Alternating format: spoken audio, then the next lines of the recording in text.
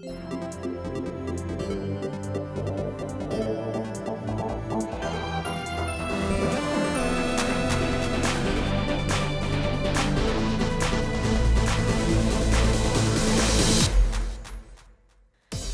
good, everybody? Welcome to another episode of the What's Good Games podcast. I'm Andrea Renee, joined as always by Miss Christine Steimer. Oh, hello. And Miss Brittany Brombacher. Hello.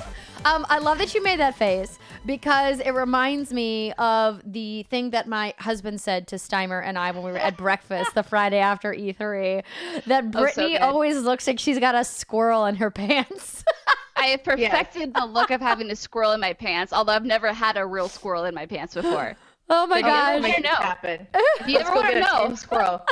a tame squirrel and put it in my pants. Perfect. Yeah. It'll just sit there. Listen. And we'll have to make the face for real. Brittany, we have to do this experiment for the people, obviously. Oh, fuck you guys. I know exactly where you're coming from. That's fine, though. I'll take one for the team. I'll put a squirrel in my pants. It's fine. We just have to find somebody who's got a squirrel to give you.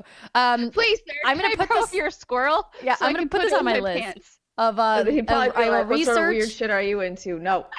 Research an animal handler to find a squirrel for Brittany's pants. Welcome, everybody, to our first post-E3 episode of What's Good Games. That's right, your source for video game news, commentary, analysis, and funny stuff. We hope that you joined us at some point during our sprint through E3. Maybe a marathon? A slog? It was fast, but it was short at the same time. We did a lot. We were at the press conferences. We hosted on the GameSpot co-op stage with Mr. Jake Baldino. You can find that at youtube.com/GameSpot. We hosted at the Facebook Gaming live studio. We did our podcast live from there last week. It's been a really incredible time going back and really looking at all those videos because there's a lot of content to watch from E3. Do you ladies have like a personal highlight from last week? Britt? I think you know the answer to this one. Of course I do. Definitely the Resident Evil 2 reveal. I lost my mind. Actually, I went back and watched the PlayStation press conference today, and 5 minutes before that reveal and 5 minutes after that reveal are a total blackout for me. I don't remember like anything that happened before or after. I barely remember Control a little bit, and then after that there was some weird game about some dude in a bathtub, and I was watching it. It was after Resident Evil 2. I don't remember that either. Okay, or maybe Are you it was, talking about Trover Saves the Universe, the Justin Roiland game, Squanch Games? That's exactly what I'm talking about. Oh. I had absolutely no recollection of that happening whatsoever. And I'm watching it. I'm like, this looks really like something I'd probably enjoy. How come I don't remember this? Oh, yeah, I was on blackout from that announcement. Amazing. Steimer? I think it wasn't a specific moment, but being able to go to all the press conferences with you guys was really fun. And that's something that I haven't really, like, even though I've been to many E3s, but for the most part, you kind of like go alone and then you hope you run into someone there and like can cling to them. So being like, no, we're just rolling through with our little posse. It was pretty fun. It was a really fun time. And Bethesda's conference where we were like, ah. Oh, yeah. Oh, yeah. Well, we got really great seats. So we walked into the Bethesda conference, because we had RSVP'd, we had assigned seats, which usually never happens. They usually just kind of like find space wherever you can. I really liked the idea of having assigned seats so that way I could relax ahead of the show and I didn't have to like run in to like grab spots. But like then Ubisoft's press conference? one of our Oh, yes. Yeah. Well, I mean, that press conference was ridiculous. Like, what, 3,000 people or something crazy like that? Oh, my God. But what was great is one of our friends from Bethesda found us because we got to there pretty early and was like, hey, let me get you some better tickets. What we didn't realize is that the tickets that we got put us in, like, the direct eye line of the camera. So whenever Todd was, like, on the other side of the stage, Steimer and I were, like, right behind him on camera, which is crazy. I still haven't gone back to watch it, but... lots of you guys were tweeting to us and letting us know that we were on the stream, which was pretty funny. They just wanted some pretty girls in the photo. Yeah, That's why they cut me out. Obviously. Oh, right? no! I'm sorry, Brittany. You were You're out of frame. beautiful. Out of frame. If we had known that we were going to be in frame, we could have like squished together a little bit more. But it was already pretty tight in there. It was pretty musty. It was good. Yeah. But Yeah. all in all, a fantastic week. And we're going to talk lots about E3 in the next couple of segments. But Before we get to the news, I have to tell you guys this episode of What's Good Games is brought to you by Quip, one of our awesome sponsors. So Quip, for those of you who don't know, are some really snazzy toothbrushes. So the truth is that most of us are brushing our teeth wrong. We're not brushing for long enough, or perhaps we forget to change our brush on time. I know I've been guilty of that. And that's because most brands focus on selling flashy gimmicks rather than better brushing, but not Quip. So what makes Quip different, you ask? Well, for starters, Quip is an electric toothbrush that's a fraction of the cost of the bulkier brushes, while still packing just the right amount of vibrations to help keep your teeth clean. Do I grab the That's What She Said pillow? No. Yeah. Quip's built-in timer helps you clean for the dentist recommended 2 minutes with guiding pulses to remind you when to switch sides. This is important because sometimes, you're on your phone, you're playing Candy Crush, you're looking at Twitter. You don't get your teeth brush sides in equally. It's important. Very true. Next, Quip subscription plans are for your health, not just for convenience. They deliver new brush heads on a dentist recommended schedule every 3 months for just $5, including free shipping worldwide. That is some very affordable clean bristles. And Quip also comes with a mount that suctions right to your mirror and unsticks to use as a cover for hygienic travel wherever you take your teeth. And most importantly, these are pretty toothbrushes. Steimer, which one's your favorite? Dude, copper looks sick. Right? It's so pretty. And it would match I've my never been hair. Like, that's a nice looking toothbrush, but that's probably the first time I've ever said that. I mean, but you kind of pick your toothbrush based off how fancy it looks, right? No. Never? I do. I've never had, well, because a lot of the ones I have before, I've never considered toothbrushes in the past to ever be very aesthetically pleasing. Until Quip, ladies and gentlemen. Quip. No, literally, the copper one, I'm like, yep, speak my language. Plus, everybody loves Quip. They were on Oprah's O List, named one of Time's best inventions, and the first subscription electric toothbrush accepted by the American Dental Association. That's important, people. So, you're probably asking yourself, oh my gosh, this toothbrush sounds amazing.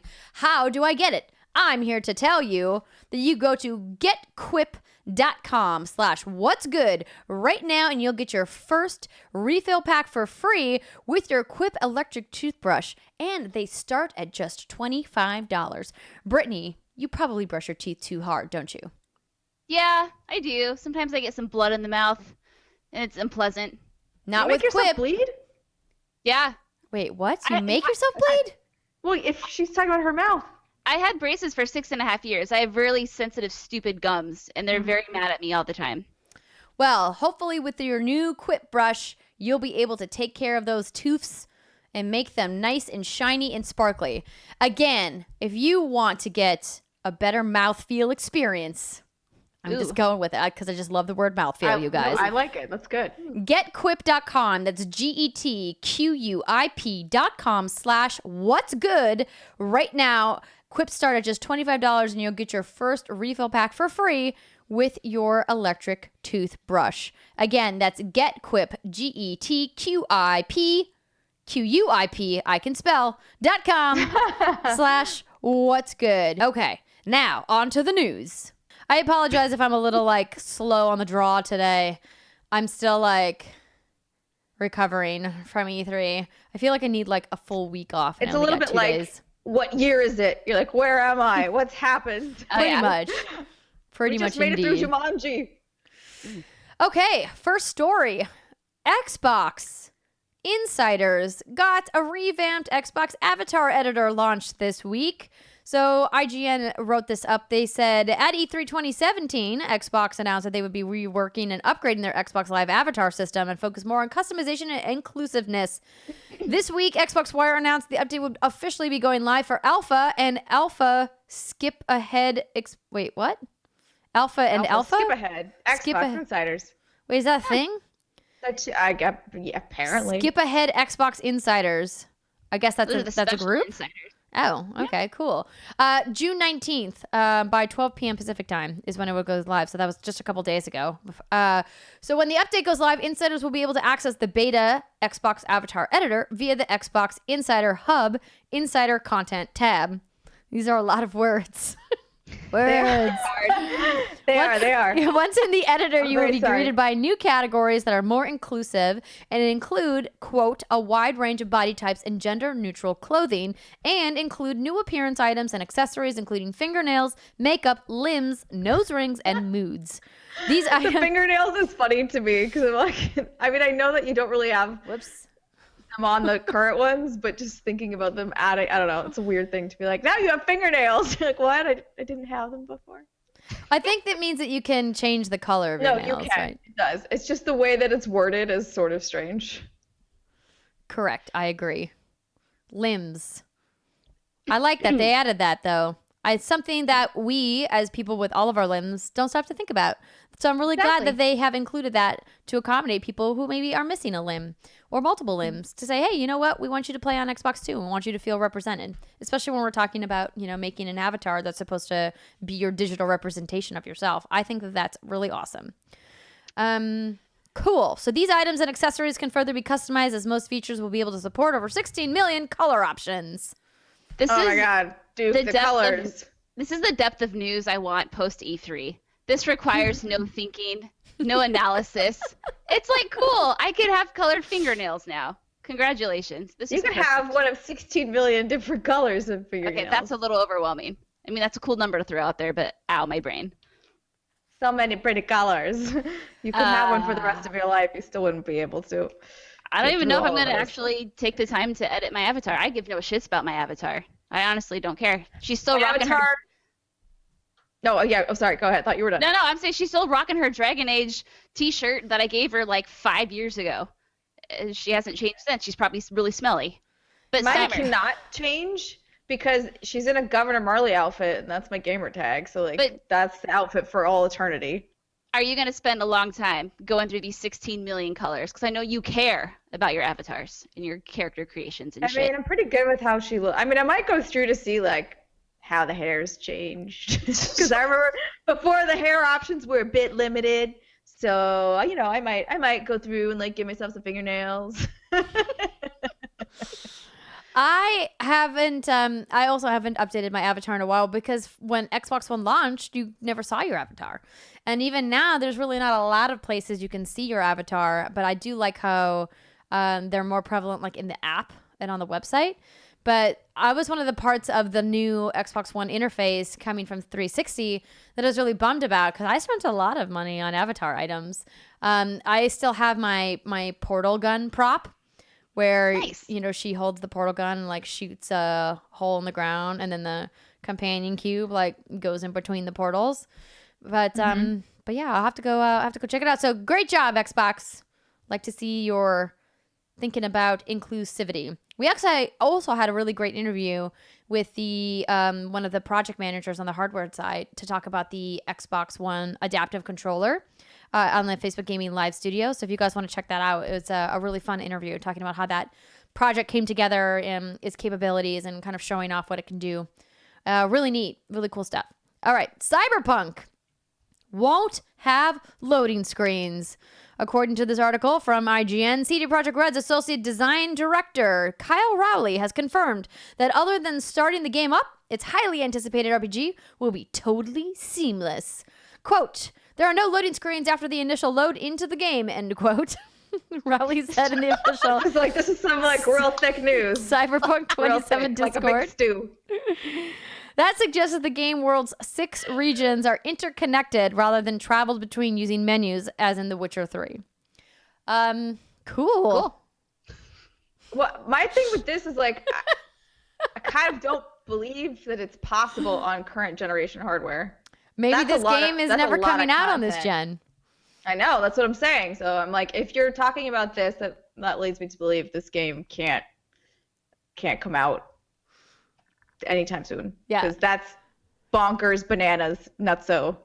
So Bonkers, bananas, not so. yeah, so I Yeah, know that we like- talked about this a little bit during our Best of E3 recap because you two got to see the demo and I skipped the demo to go play some other stuff since I needed to get more hands-on time. And I was like, first off, we have to split up.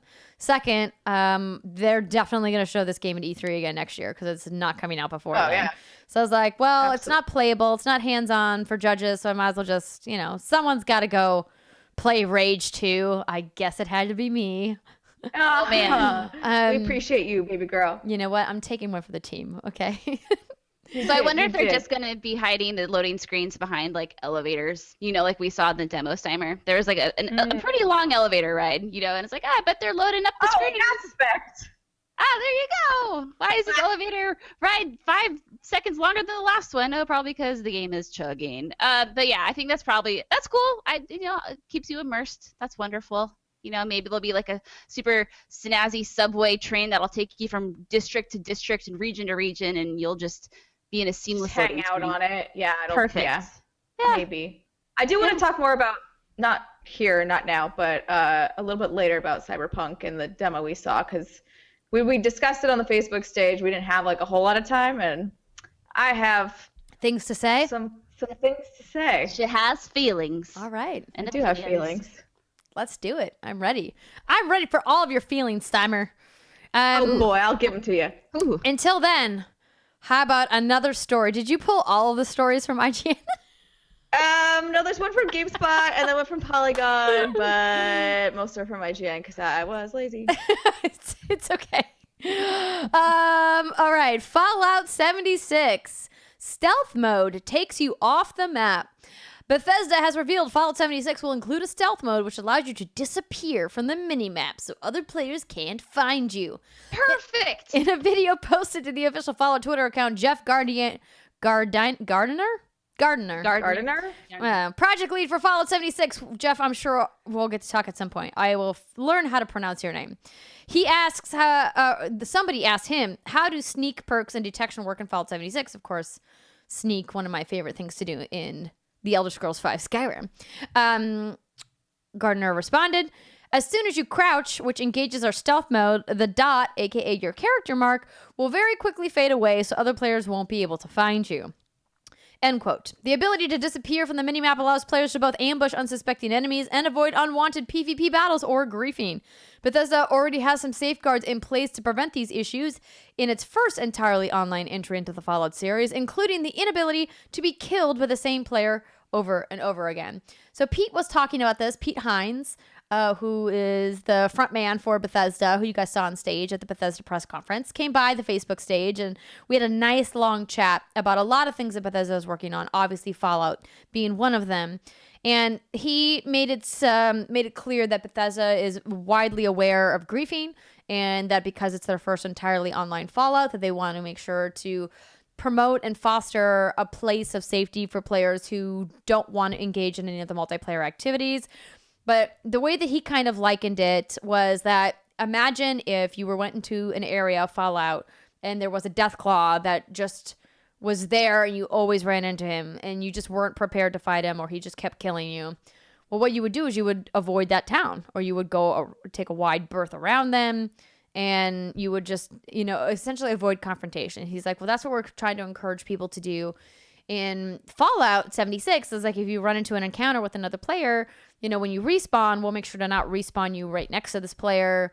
Or I don't know how the respawning is going to work with the saves. Yeah, he didn't mention specifics. The way he said it, I was on the interview with you, was essentially you can just say, you can go after that player if you want to keep engaging to try to defeat them, but at any time you can just wipe your hands and be like, all right, I'm done, and then that's it.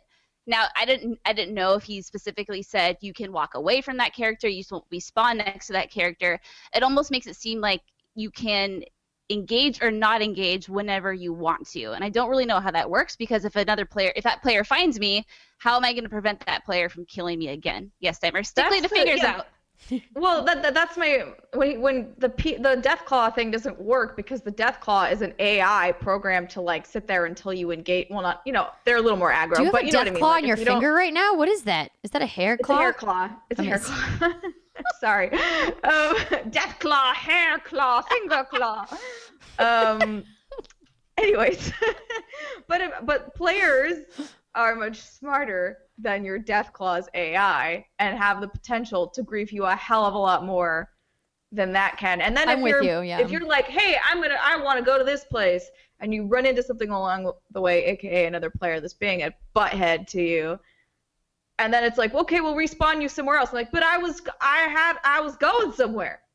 I was Right. doing a thing. I had my path laid He out. also said you're not going to lose progress if you are killed. So because he was talking about how he doesn't like griefing now PvP, like basically he's like me in the sense that I don't like to be killed over and over again. I don't like to be griefed. That's not good. So the feeling I get, and again, he wasn't going into specifics, was you're not going to lose progression. It doesn't sound like they're going to spawn you way off the map. It almost sounds like there's going to be an ability to turn off and turn on PvP. I don't know if that's the route they're going, but that's kind of like the sense that I'm getting, is you can flip that switch on or off whenever you want, which is wonderful, which is great. I'm all about that because I'll just get griefed all to hell because I don't like confrontation. Well, Yeah, we'll just always roll together, either. Britt. We'll just always just Rolling go through with the wasteland homies. as a crew. Yeah, so this is cool. I'm excited to see how it's going to go. Obviously, you know, they have a lot of work to finish before the game launches this fall. Isn't it crazy that it launches this November? No way this game could come out this fall. You think it's going to get pushed? Because, well, here was my issue. When they announced the beta, I'm like, the beta, you're not giving yourself enough time to actually fix anything if you find out it's horribly broken. And then you're trying to push it out in the fall. To me, any beta that's that close to its release date is more of a demo than it is anything else. And you can do server stress tests, but if you're like actually trying to fix something that you figure out is broken, I don't think it's enough time. So we'll see. That's the only part I'm skeptical of. I'm like, all right, this is an interesting concept. We'll figure out how it all works with PvP and PvE, but it's a little aggressive, I think, considering it is their first entirely online Fallout game. Yeah, I'd be surprised if it makes the fall date as well. I mean, I hope it does. I'm curious. I wasn't sold until I heard like the griefing. You don't have to worry about it, and now I'm all about it. I want to roll with you guys. I want to make. I need more specifics on that and how that works. But I like the idea that they're thinking about it and they are working towards solutions. Like, that's a great sign. I kind of want them to slip because I look at this game, which is like another giant game, 4 times the size of Fallout 4, which is humongous, coming out just mere weeks after Red Dead 2. And I'm just like, I'm not going to have time to do both of these giant games. So I kind of wanted to slip, but knowing, you know, how committed Bethesda Game Studios is to the Fallout franchise and how excellently I think they were able to announce, promote, and then release Fallout 4, I believe in their ability to get this done, but I kind of wanted to slip. But Fallout 4 is a single-player game. What do you mean? They could. I mean, it's easier. I mean, quote unquote easier. No game development is easy. Not saying that, but like, it's easier to be like, okay, this is our single player launch date, and be able to make that it is an online thing, because online you just don't know, and with that amount of players going in and trying to like break stuff, which we all know things in Bethesda games break. Well, I mean, Todd even said as much, right? Like, they totally poked fun at themselves with the break it early testing, right? Like when they announced the beta. Absolutely, I love that. Again, I just think their break it early whatever is just too close for my taste to their targeted launch date. That's fair. I would just be happy if half the games slip. Push them back to like spring-ish. Because, you know, the way it is right now. It's all February right now. Spring is wide open. There's nothing coming out next spring. I know. God. You know what? We're spoiled for choice, and we can't complain about that. So, hooray for video games, you guys. Yeah. Yeah. Hooray. Speaking of a game that won't be out for quite some time. Great segue, Steimer. Beyond Good and Evil 2. They have announced that they are going to be doing a beta at the end of 2019. Yes, you heard correctly. According to Michel Ancel, the director of Beyond Good and Evil 2, this was written up by GameSpot, the first playable beta for the Ubisoft title won't launch until the end of 2019. That is more than 1 year away. Considering Ubisoft typically launches demos or betas for games several months prior to an official release, it's probably safe to say that Beyond Good and Evil 2 is currently scheduled for no sooner than 2020. Well, we all knew that. The informal announcement came via Instagram post in a post of a screenshot of Beyond Good and Evil 2. Also responded to a user comment asking for clarification on the title's release date by saying, we aim for a playable beta for the end of next year. Now, Ubisoft has not responded, but could this be the end of next fiscal year or the end of next calendar year? Dun dun dun. Those good old fiscal years, man. I know, right? They always throw a wrench Regardless, in everybody. this game is a ways away. We knew this. It's a Yes, bummer but it looks because. beautiful. Oh, sorry. Go ahead, Steimer. Oh no, I just said it looks beautiful. It does. I want it. I love that Jade is back, that she made an appearance. I love that they gave Paige a nice, long starring role in this cinematic trailer. I like that we got like what looks like a little bit of gameplay, but when we were watching The Last of Us Part 2 stuff, I think, Steimer, I like said to you, like as an aside, like, oh, I always don't like it when they don't show the HUD because it doesn't feel real. It feels like this is like highly choreographed gameplay. Instead of like when the HUD is there, the heads-up display with all the graphical information, I feel like it feels a little bit more real. Like this is what the gameplay actually looks like. And then you were like, but I like it without the HUD. And I was like, well, yeah, it looks better without the HUD, but it doesn't feel real. They did have They have the items. They have an interface, yeah. it only pops up when you need it. Yeah. Yeah. For to clarify, not for Beyond Good and Evil. But All right, friends. You two care about Beyond Good and Evil far more than I do. Knowing that we're probably not getting this game sooner than 2020, would you have preferred that they had waited to announce it? Or are you happy they announced it when they did? I'm glad they announced it when they did because the rumors had been swirling for years about this game. Concept art had been leaked. There were rumors and all these other kinds of information that was just trickling out. So I think it's good that Ubisoft came out and was like, yes, we're making this. Also, I'm sure Yves was like, could you guys please stop fucking asking me where Beyond Good and Evil 2 is? Because every year somebody asks him at E3 or at Paris Games Week or at Gamescom. They're like, hey, Yves, you said that Ubisoft is still working on this game. Where is it? So he's probably like, I don't fucking know. I'm running the whole company. I'm trying to fight off Vivendi, which they successfully did. So I don't know. he's like, I got other fish to fry. Exactly. So I'm sure he was like, let's just announce it and be done with it and let people know we're working on it. I'm bummed that it's still so far away. I'd hoped that after all of these years that they would be much farther along, but clearly they're not. Or maybe they've gone back to the drawing board. I mean, this is clearly a gigantic reboot, right? So even the visual style is a huge departure from the first game. But I have so many questions. Like, is the photo mode coming back? I hope so. Look at how beautiful that game is. They need a photo mode of some kind in there. Yes. Dude, that would just be a total missed opportunity. I agree. All right, so the next story we have here. American Dolls story. plus Xbox. What is this story? That's Brittany, not a did you add headline. this? It's just, it's just what I wrote. All right, this is from Polygon. It says American Girl and Xbox have joined forces to bring the ultimate toy to the next generation, an Xbox gaming set designed for an American Girl doll. Okay, you have my attention. For just a fraction of the price of a real Xbox One S, your child and their American Girl doll can now game alongside one another with this perfectly doll-sized gaming set. The doll is not included, but if you toss it in one of the create your own dolls for $200, it'll be more than the Xbox itself. Hold on, let me pull this up. Okay, so this doll, so very expensive. Brittany, are you familiar with what American Girl is? Yeah. Okay. So American Girl, for people out there who are like, wait, what? It's like a very highly collectible doll line, and they have names and they have a long history, and they come in a variety of different colors and ethnicities and outfits and time periods. And So they're exotic Cabbage Patch Kids, is what you're telling me. Correct. They are very fancy Cabbage Patch Kids, yes. So this picture from American Girl showcases a doll sitting in a mini gaming chair, which is so cute.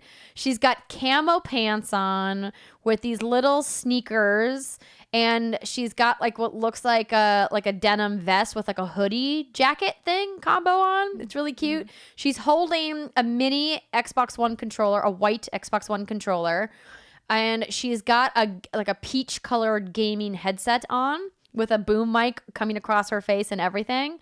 And alongside of it, there is the mini replica of the white Xbox One S. And it comes with 2 games, one game. Blocks and Dancer is what it looks like. Yeah, I the can't names read of them. it. And then the little, I don't know what that little cartridge is. I guess that's supposed to be like the game disc. I think so. You guys, this is That's what it yeah, this yeah, is yeah. I think really that's cute. it. I feel like I need to get this. I need to have this in Girl. my life.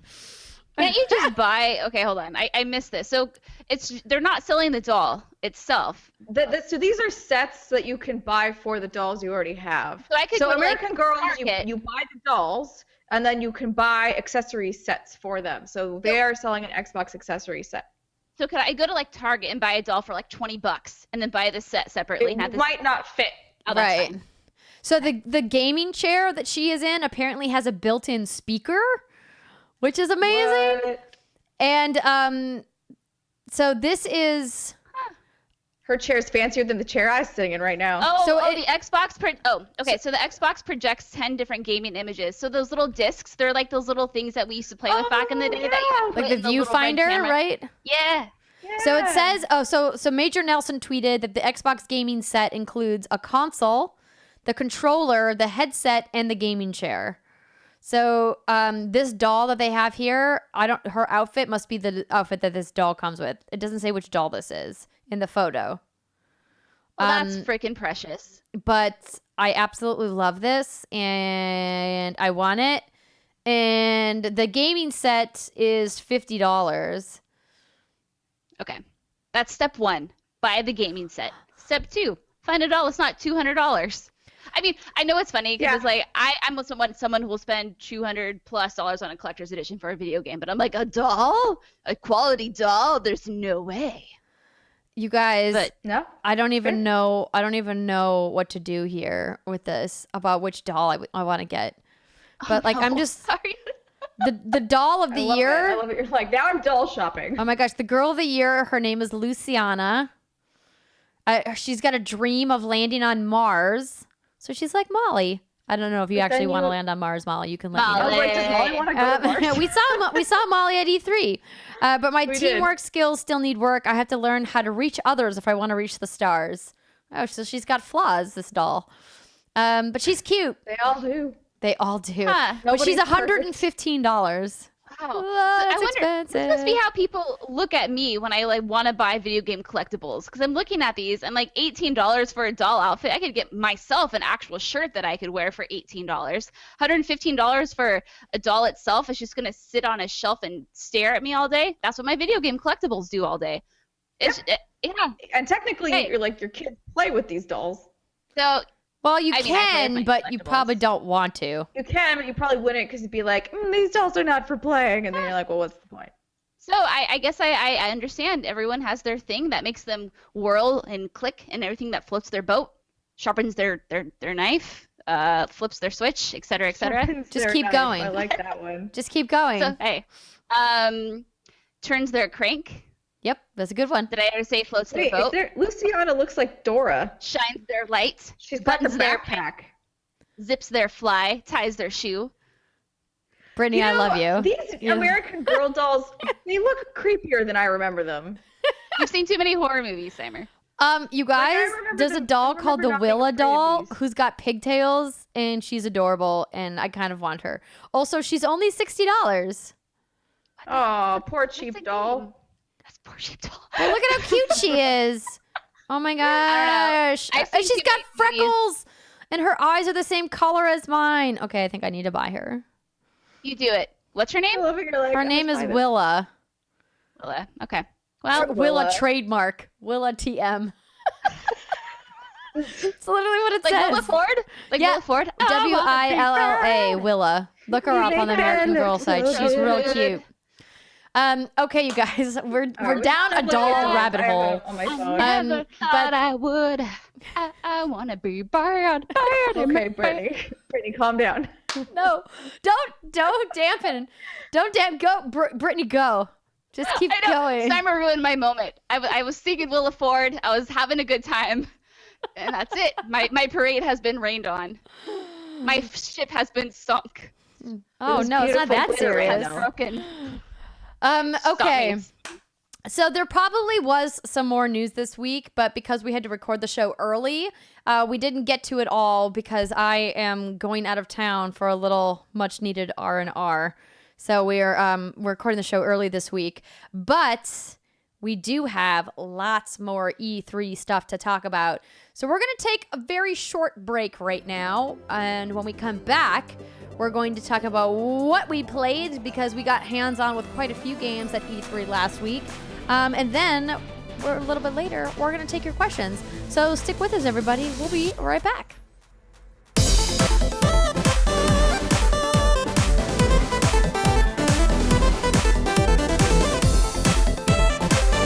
Welcome back, everybody. This is segment 2 of the What's Good Games podcast, where we are going to talk about what we've been playing. And this week, I marathoned Detroit Become Human. We are going to do our spoiler cast next week. You have been warned. You have one more week to finish the game if you want to get in on the spoiler cast for next week. And I'm happy to announce friend of the show and my co-host over at Kinda Funny Games Daily, Greg Miller, is going to be joining us for the show next week. We've been trying to get him on for quite some time. We know that a lot of you out there are also best friends and watch Kinda Funny content and have asked, when is Greg going to come on the show? And we finally were able to make our schedules align. And because he was such a big fan of Detroit, we were like, do you want to do the spoiler cast with us? And he was like, yes, I do. So he's going to be on the show next week. Again, if you guys are not part of our Patreon community, patreon.com/whatsgoodgames. So in that $10 tier, you can get access to our live pre-show with Mr. Miller. So if you're interested, check it out. Okay, so ladies, let's see here. What should we start with? What do you want to start with? Anything? Anybody have something comes to mind that you're like, I've been burning to talk about this? Champing at the bit. I've champed at the bit to talk about Pokemon. Okay. Of course you have. Tell us all So about we it. didn't get a chance to talk about Nintendo in our E3 Best of E3 recap at all. And so Brittany, lay it on us.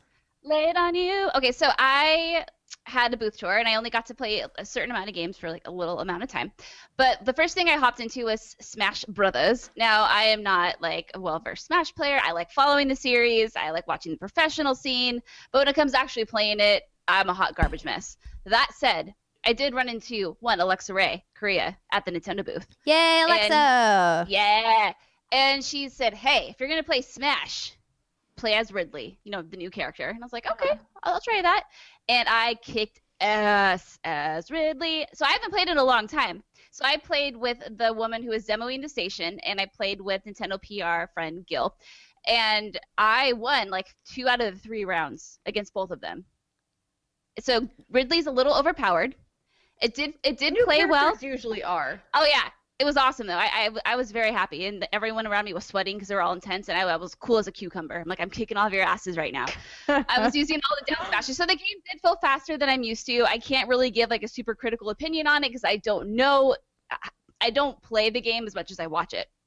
But it was fun, and I asked Gil if they had announced any of the new modes or if there are any new modes, and of course, they're not talking about those right now, but that's the thing I'm really hoping for is a single-player mode, like an adventure mode, or maybe something where you can play with your friends. We couldn't play against the AI for whatever reason. Maybe it wasn't ready. Maybe it just was being tweaked. But the game that I did get to play next, then I played Overcooked 2, and that was the wrong Did you play game. with someone? Yes, with 2 other people, and that was the wrong game to play on the last day of E3. That was a very, very bad idea, because when you ladies have played Overcooked, I have just watched you play, and I moderate checks. There was no way in hell I was hopping into that fire shit show. Why? It's so fun. It's super fun. Sure, great, yeah, it's wonderful. But when I hopped into it, they were like, okay, they knew what they were doing, and my brain was not functioning, and I was like, I can't even deal with this right now. So I just washed dishes when they popped up, and they floated the boat. But they're doing some new things. I know, Andrea, you got to play that, right, at Judges Week? Yeah, so I got to play Overcooked 2 during Judges Week, and trying to keep that game a secret until E3 was like, oh my god, I'm so excited for this game. So I was really pumped because they kind of unlocked the build for us, which meant that we could go to any of the worlds to look at all of the different changes that they've made and the additions. And I was playing with Greg and with Brandon Jones from Easy Allies, which was fun in and of itself that we got to play together.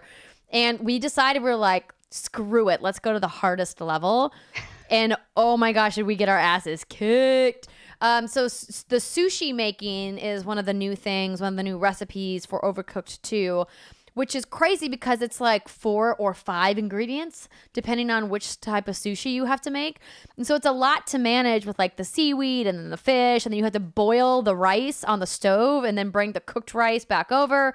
And like it's just a lot going on, and the kinds of cool add-ins that they do for each of the different levels is really kind of what brings it over the difficulty spike for me. So for example, there was one level that kind of was Harry Potter themed, where you had to go through a portal to deliver the food on like the other side of the map. So you would be making part of the food on one side, then you would have to jump back and forth through the portals with different ingredients. And then once it was done, you would have to go back to like drop it off at the window. I was like, this is beyond my brain capacity. I can't do it. But that game looks great. It plays great. It's on Switch, which is such a perfect platform for it. And I definitely look forward to playing with you both. Yeah, that fried my brain.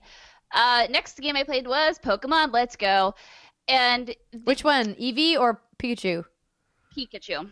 And I got to the station and they said, hey, you have a few minutes, have fun, but if we at any moment rip the Switch out of the docking station and say, you can't do that, you're not supposed to see that, they said, don't be startled. And so I think I'm surprised they had. I'm surprised that they had what they had there. I think they aren't very ready to show a lot of gameplay yet for that reason. I don't know if they're holding some surprises or if it's like a technical issue. What I'm trying to say is I think it still felt very early. So prefacing with that, when I had the Pokeball, I had the Pokeball Plus in my hand. Did you steal it? Oh, yeah, I used that bad boy. I juggled it around. It was wonderful. So as you know, or may not know, I'm going to tell you right now if you don't.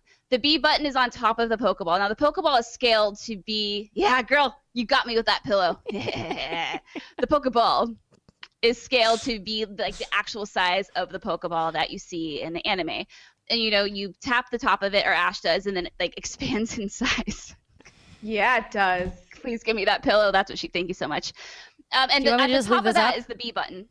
And then the little analog stick, which is the center of the Pokeball, you tap that in, and then that's your A button. And that's how you play the game. So I had the Pokeball Plus in my hand, and I was like, oh my god, I'm here. And I had that moment of, this feels magical. This is pretty freaking cool. And then I started moving with the Pokeball Plus, and I don't know if it's a clunky issue or if it's the fact I'm not used to controlling with a ball in my hand, but it just didn't feel very... I guess, I've been playing games my whole life, and I was like having problems treating that goddamn pillow. I was having problems like turning on a dime and going where I wanted to go. And again, it could just be because I wasn't used to playing a game that way, or it could just be that the control's a little wonky. So I moved around a bit. I had one trainer battle, and that played like you would expect it to. And if you played any of the prior Pokemon games, those are the one places where you do have the traditional battle system. And then I walked into the tall grass. Now, the Pokemon spawn in Pokemon Let's Go, which is new, so you actually see them. So I ran into a Pidgey, and I caught my Pidgey. So the way you catch the Pokemon is you throw the Pokeball Plus. At least that's what I did, because that's what I was using. And the first time I tried to do like a pitcher throw, and my ball went all the way sideways. It was real bad. I was like, okay, that was embarrassing. That was real bad. You completely missed? I completely missed. Okay. So I said, okay, I'm going to try an underhand throw. I did an underhand throw. My accuracy was still a little off, but I tried it again, and then I actually hit the Pidgey, and I caught the Pidgey. So obviously, like, I want to love this game, and I'm very excited for it, but that's a concern that I think we've all had since the beginning, is how accurate is this going to actually be with the tracking? And do you think, sorry to interrupt you, but do you think that it'll be kind of like a lot of other motion-based Nintendo games, you can kind of cheese it? Probably. Yeah, I would imagine so, because you're able to do that with all of the other Nintendo motion games, right? You gotta find the right wrist flick. Yeah, the right wrist flick, or something that you can do. Like, I remember in a Zelda puzzle, if I just shook the controller, I was able to do the physics-based motion puzzle by shaking the controller. So I imagine like you can cheese it some way with this too. So yeah, we'll see how that goes. They have time to polish it up. Not a lot of time, but they have some time. The extra interesting thing worth noting is that in Pokemon Go, if you just stick your finger on the screen and you swipe it, it's an instant throw. Whereas when you're actually throwing the ball, it's kind of like you have to count for the time it takes you to like swing your hand, because what's going on is that circle is closing in on the Pokemon and you have to try to get your Pokeball to hit in the center. So that's just something you'll have to tweak. Not a big deal, but it was something that I wasn't expecting, but that makes total sense. Let's see, what is another thing I want to talk. Okay, so because there aren't traditional battles when you're catching the Pokemon, this is a concern I have, is when you want to catch the Pokemon, you can't whittle it down to like its health is in the red and then throw your ball at it. You have to just give it like a berry and throw a ball at it and hope for the best. So when I was talking to the guy who was giving me the demo station, he said a level 3 Caterpie escaped an Ultra Ball. Now, I'm sorry. Travesty! You better go get that Caterpie. See, Andrea's like, that rhymed. What is that? I love you. No, that's so, Steimer, you get what I'm saying, is that there's that algorithm, that catch rate, that if you come across a Pokemon that's rare, you don't, that's dumb. You should be able to catch a level 3 Caterpie just by like breathing on it. Like that's how you should, yeah. It should just, they should just automatically follow you. Right. You're level 3. You follow me, bitch. You ain't shit. You're weak. Yeah. Until you turn into that Metapod. I don't want to hear your bullshit. Anyway. I also don't want you as a Metapod. All you can do is harden. That's true. It just hardens. Anywho, so I had my battles. I caught a few Pokemon, and then I noticed that, again, this is probably just something that they will fix, but I feel like I need to note. As soon as my battle was over, I didn't have like 1 or 2 seconds of invincibility, so I was kicked right back into a battle because of a Pokemon that spawned before I went into my prior battle. So, typically, what I'm saying? Like, typically in games like that, you have like a second or two to get away and then like prepare yourself and do what you want to do. That was not an option. Okay, so those are my opinions from this demo. Obviously, still early. They still have time to do what they want to do. I'm going to play this game no matter what. I'm very excited for it. I just hope that they fix these little things that I mentioned. So, are there actual quests? Like, can you go to the shops? Can you talk to NPCs? Like Pokemon stuff? Yeah, I'm sure you can. I mean, I would be surprised if you couldn't. But I was just stuck to the forest, so I wasn't able to do any of those things. We had to record our show. That makes sense. So I only had, like 10 minutes. But yeah, I mean, I think the potential is there. I just hope these kinks are worked out so we get the Pokemon experience, that we want from this. All right. I'm remaining optimistic. I think this is very early, and again, they even prefaced it with like, "Hey, this is, we're surprised we even had this here." So it's not like they're like, "Hey, the game's coming out this year." Isn't it out in October? October or November, one or the other. I think. Let me look at the release date. I know. So again, I'm trying to be the optimistic Britt that I always am, but November 16th. November 16th. So I mean, that's not that far away. They have to be in certification like in September. Thankfully, these issues weren't that big. But we'll see. Well, I'm sure it'll be fine. It'll be fine. Everything will be fine. It'll be great. Like the poster on my wall. Everything will be good. Okay. Yeah. We'll see. Everything will be okay. Okay. Well, fingers crossed, I guess. And it wasn't a bad experience. It was just a few things that I'm like, hey, please optimize, make this a little better. That's all. Okay. I understand. That's fair. Steimer. Yeah. You played Spyro. I did. Honestly, I'm gonna be real with you. Be real. Not much to say besides it's Spyro but better looking. Okay. As I was playing it, I was like, oh, yep, this is an old game. If that's what you're looking for, if you're looking to like reminisce and enjoy, by all means, I think you'll like it. But for me, I was kind of like, oh yeah, I forgot. Like it's the simplicity of older games that I had kind of forgotten about. Because really, you just blow fire on things, which I'm down with, and run away from them or like speed up. So that's it. Like you just breathe fire on people. Hopefully they don't kill you first. And then you platform a little bit. The platforming annoyed me a little bit. I had to do this one jump like 3 or 4 times because I'm used to now. How many times? In video games. Like 3 or 4 times. 3 or 4 times? Hear me out. Okay. Number one, there ain't that many lives for you to run through because old game. And then two, I'm spoiled now. A lot of times in video games now, you get to the edge of the thing and your character like just you make it, right? Like you auto climb up. Mm-hmm. But I had this one thing where you had to do a run, jump, and make it onto the next platform. And I kept fucking hitting the edge. Did you go face first into the platform? Spyro would just bounce off, and I'd be like, God damn it! And then he would just fall to his death, and I'd be like, great, cool, okay. Okay. I kind of want to watch this gameplay footage back. I wish you would have recorded it. Okay, so it feels like an old game. It doesn't feel like, besides graphically, they've made improvements to make it feel like, or modifications to make it feel like a modern game. No. And we were talking to them, and I don't think that was ever their intention. Sure. It is meant to be the old classic game, but just better looking, and I am here to report that is exactly what it is. Perfect. They did it. It's Spyro. They did the thing. Yeah.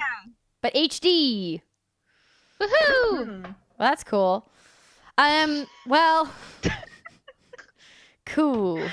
I don't know what was so funny about my story, but I like it. I don't know either. Which is good. We're just exhausted. So I played quite a few things at E3. Let's talk about, which of these do you want to hear about first? I want to hear about Blades, honestly. Blades? Okay.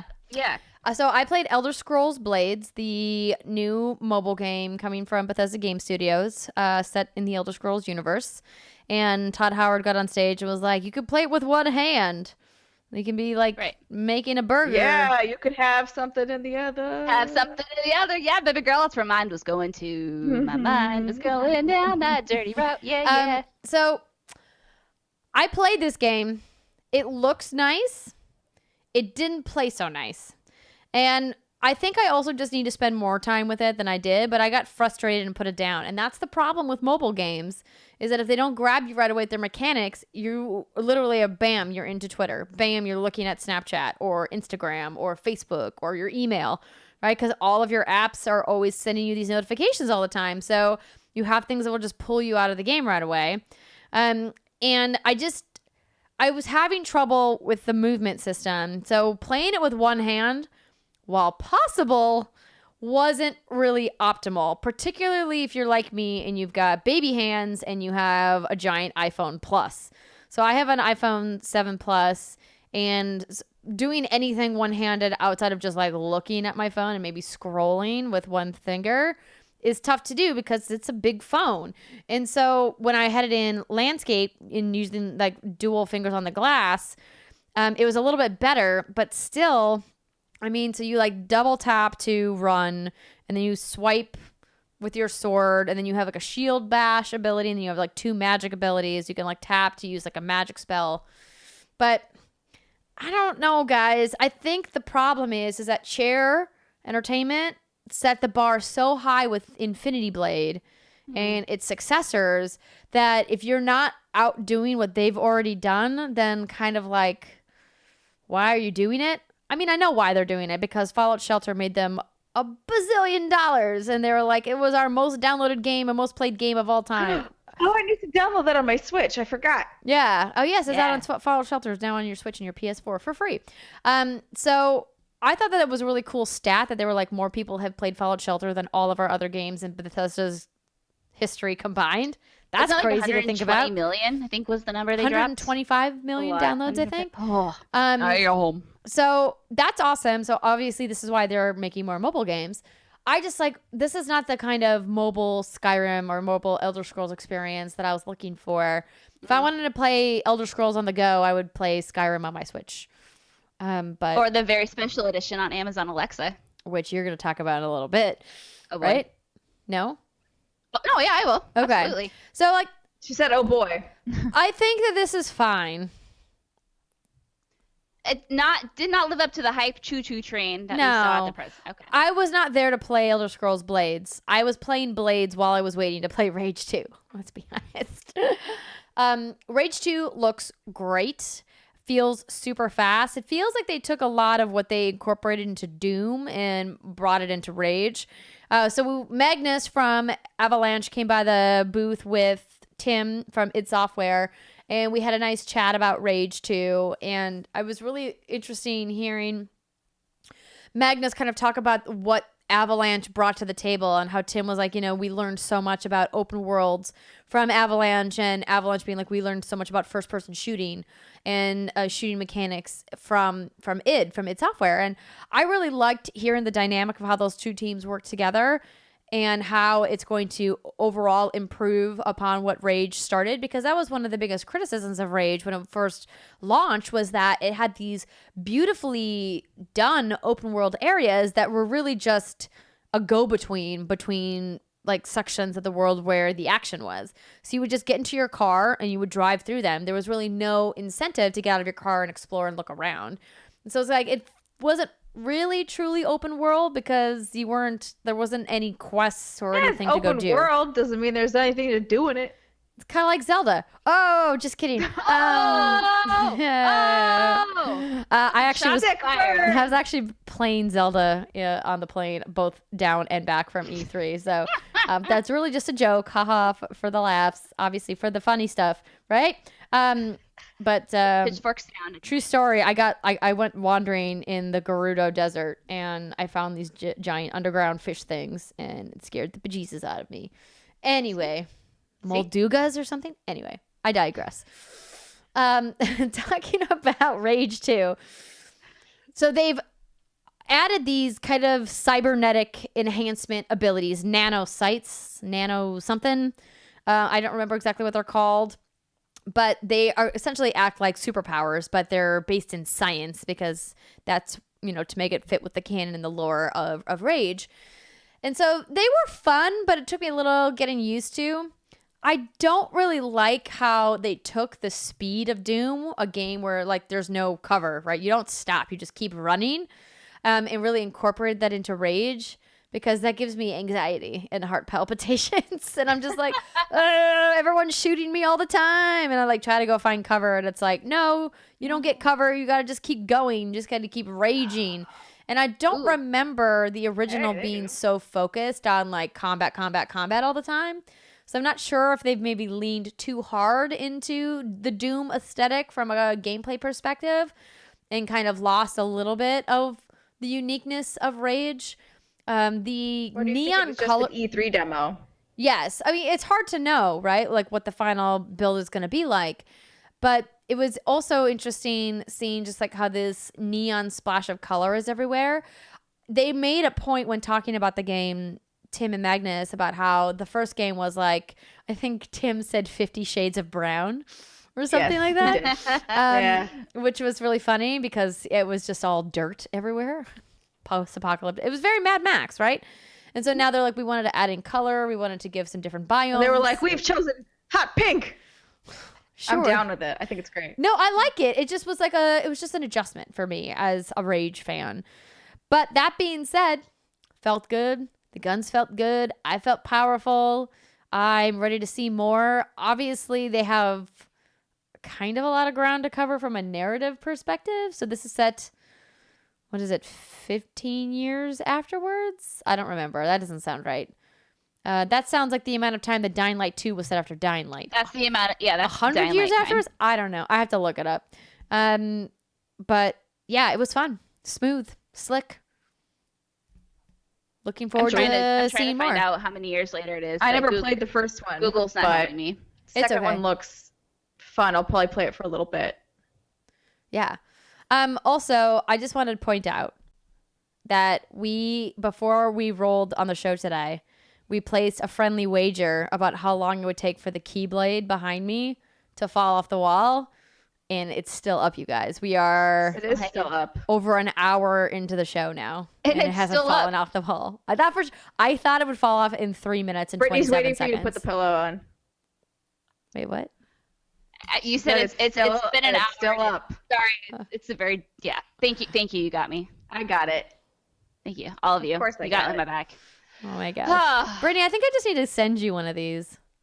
Yeah, can you? I'll find one. We've had requests. So we've had requests to put a That's What She Said pillow in our merch store on Teespring.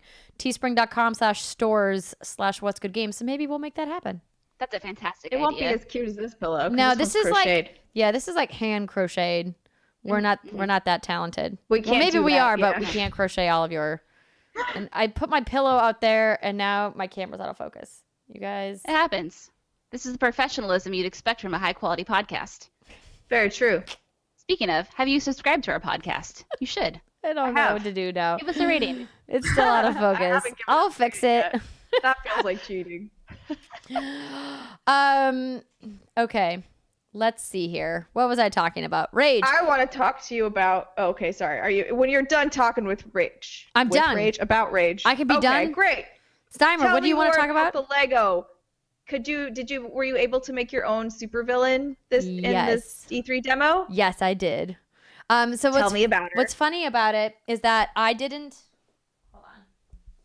Oh my gosh. Andrea's trying to like fix the focus right now. She's like, I need to be in focus. Hold on. Maybe Pikachu's? Aw, see, this is why, ladies and gentlemen, you should also check us out on youtube.com/whatsgoodgames. There we go. You know, I can focus now. Yeah. Okay, so also these are so cute. Okay. Lego DC Supervillains. So this is from TT Games. Arthur Parsons came by the Facebook studio. You can check out his interview, facebook.com/E3Expo. I got to play. I made my own supervillain. I love what they're doing with create a character in this Lego game. So imagine a world where you can make up a superhero beyond your wildest imaginations. Hairstyles, colors. There's like 20 different kinds of capes, Steimer. There's different ways that you can change your muscles. And you can pick your abilities and your superpowers. And not only do you get to really make a unique supervillain in the game, once you start playing in the progression system, once you unlock certain abilities. So the first ability I unlocked was like a laser beam. So imagine I had through my hand, like a laser beam comes out. Not only do I get to have a laser beam, I can choose, do I want it in my left hand, in my right hand, in both hands? Do I want it coming out of my chest like Superman, or my eyeballs? Like you can customize where you want your power. And then I got to pick the way that the animation looked from the laser beam. I got to pick what color it was. So of course I made it pink with stars coming out of it. Oh my God, that's incredible. And this was just one ability that I unlocked. And I was like, you guys, this changes everything.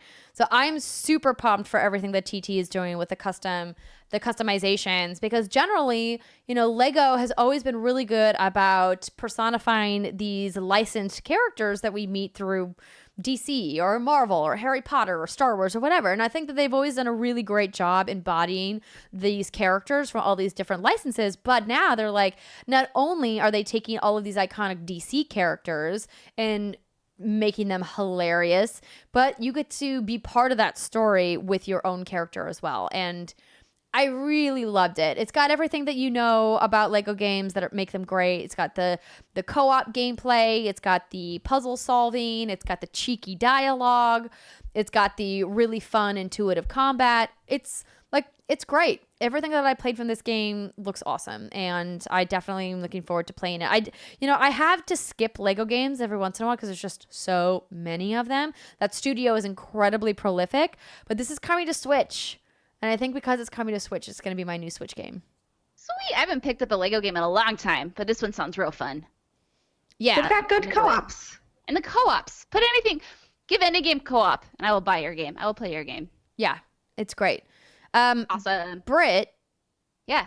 Did you play anything else at E3 that you would like to talk about? Not that I haven't already talked about on the GameSpot panel. Okay. Or not the GameSpot panel, the podcast last week. That's true. Steimer. Yeah. Do you want to talk about anything else from E3? I could talk about the Cyberpunk things. Yeah, let's do it. Cool. Or unless, Britt, are there questions in the next segment from people about Cyberpunk? No. There are nobody submitted a question to Dear WGG? Nothing relevant. No, about Cyberpunk? No. Wow, Okay. I'm disappointed, Ladies man. and gentlemen, Dear WGG Patron, $2 a month. Submit your questions to us. If you had submitted a question about Cyberpunk, we would be reading it right now because no one else did. Well, why don't we, Steimer, how about this? Why don't we leave it for the next segment then, where we talk about more from E3, since it wasn't hands-on? Sure.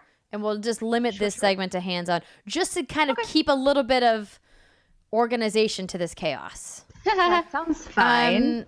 You and I also played Forza Horizon, and I don't think we talked about it anywhere That's else true. yet. We didn't. Forza Horizon 4 at the Xbox Showcase. So, what did you think of it? Thought it felt like Forza Horizon. I mean, that's not a bad thing. I really like. That's the only racing game I'll really play are the arcade ones. So the Horizon series, I'm down with it. I'm never gonna play this game like forever, but it's always fun to hop in and just honestly crash into shit. Like, that's my favorite thing to do. I did half of a race, and I just crashed into everything, and I didn't even finish it. I was like, nope. Oh no, I always finish my races. Oh no, not me. My car was demolished, and it looked like a tin can by the time I was done. So I was like, nope. Oh dear. Yeah, so That's not pretty. that's interesting that you had some trouble because the Horizon series is known for being more arcadey than the Motorsport series, which is obviously more simulation-based racing. And I like how Playground has really integrated that strip, which you can turn off if you want, that kind of shows you the optimal way to go on the track, and even down to it turns red when they're like, hey, you should brake here, and this is the line that you should follow on the track to have Baby ass baby mode. Yeah, essentially. I like how we were able to drop into each other's worlds, and we could kind of tussle around with each other. The seasons thing, I think, is a cool change, because obviously weather dynamics in racing games have been around for a while now, but seeing what they're doing with them to kind of put a unique spin on it is always neat. The graphics look beautiful. I believe that we played in 4K on an Xbox One X. That sounds correct, yes. And I had a lot of fun. It's been a while since I've really gotten into a racing game that really grabbed me. I mean, I have Burnout Paradise Remastered on our PS4 right now, but until I get Burnout Revenge Remastered, it's been a while. Need for Speed last year just kind of disappointed. So I'm looking forward to trying this out. And The Crew 2 is also out. Not the end of this month? Next month? June. I think it's out in June. So lots of racing stuff to look forward to. But I agree, it wasn't drastically it wasn't mind-blowing, in terms of feels, but in terms of feels. Oh, that too. I skipped the words. But yeah, I was like, okay, yeah, this is, if you're a Forza Horizon fan, I think you're gonna enjoy this. The one game I did play was Tunic. Now, this was actually revealed last year at E3. Zelda. Fox Zelda, yeah.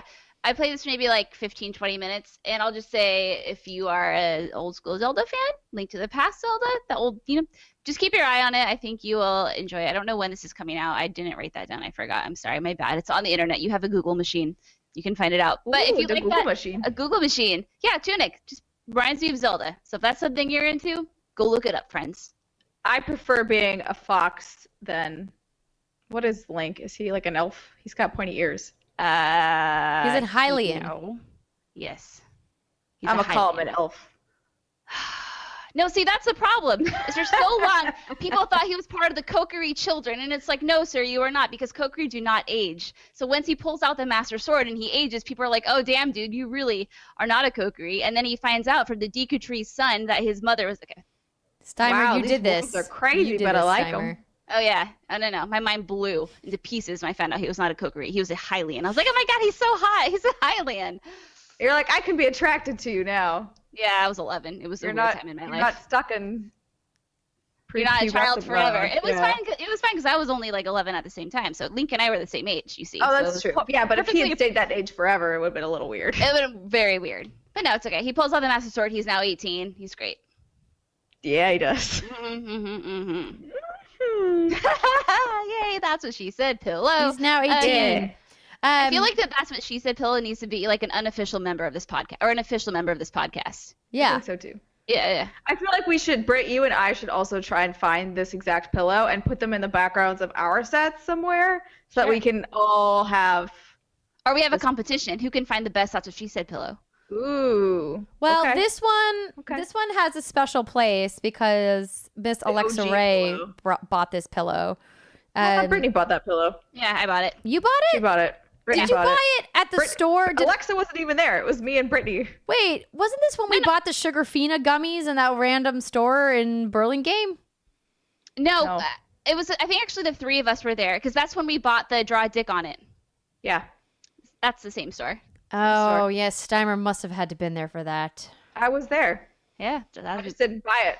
If people are like, what the hell is a draw a dick on it? It's an exclusive Patreon video that we made about like 2 months into this show. It was highly inappropriate in hindsight, but Couple months in. lesson learned. It was fun. It was a good time. It was fun, but inappropriate. I'm sorry. I thought Alexa Ray bought the pillow. Don't be mad. It's okay. Okay. Anyways, I also played Dinosaurs. Oh, you did? Did you play that at E3?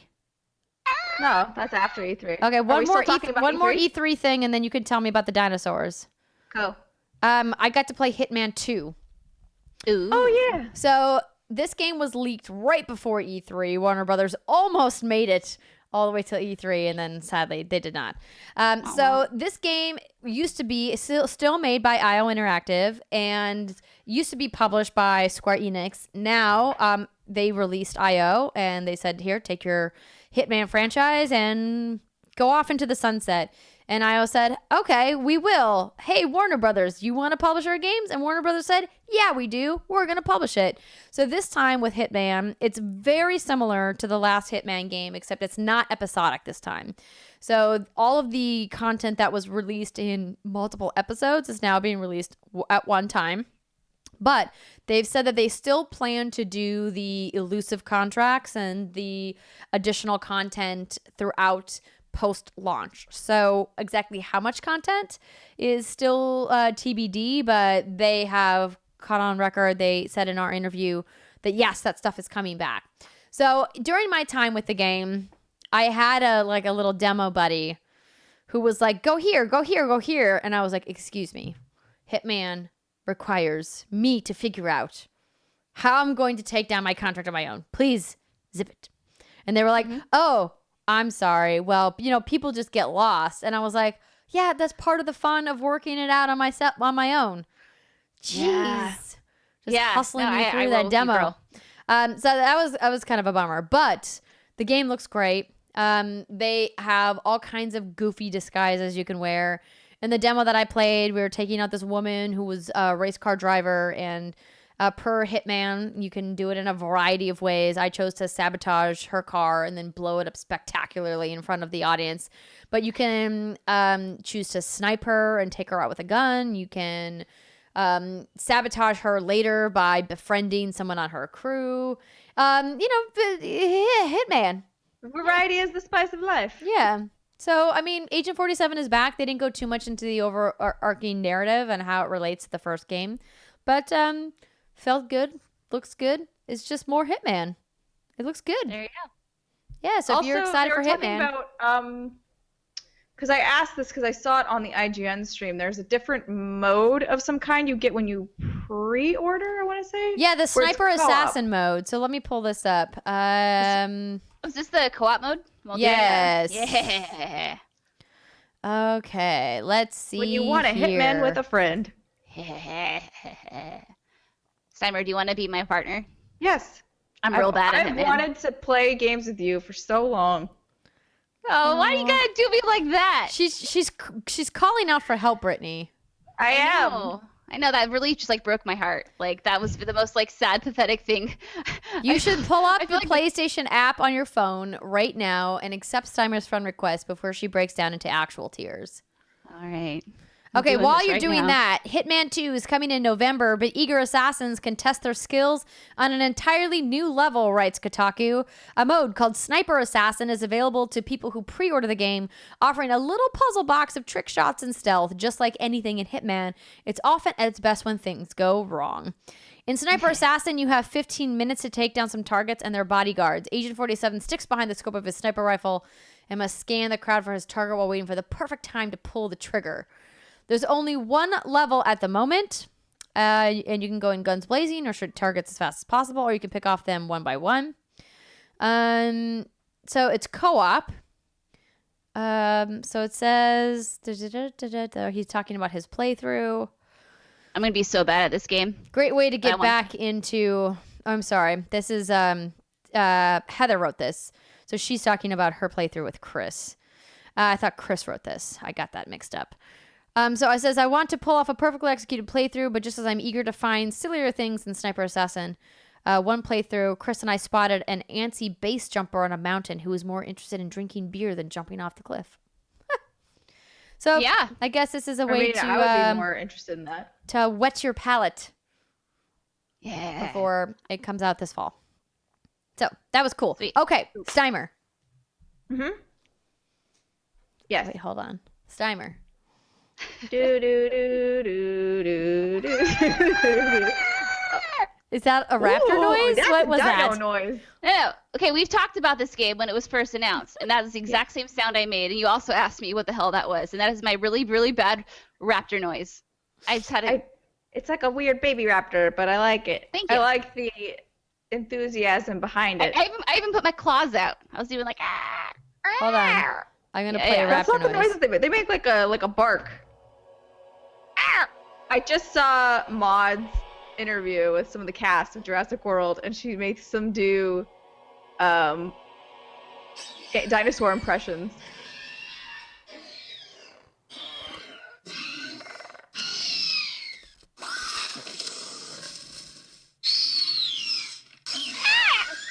It sounds like a screwdriver. It does sound like a screwdriver.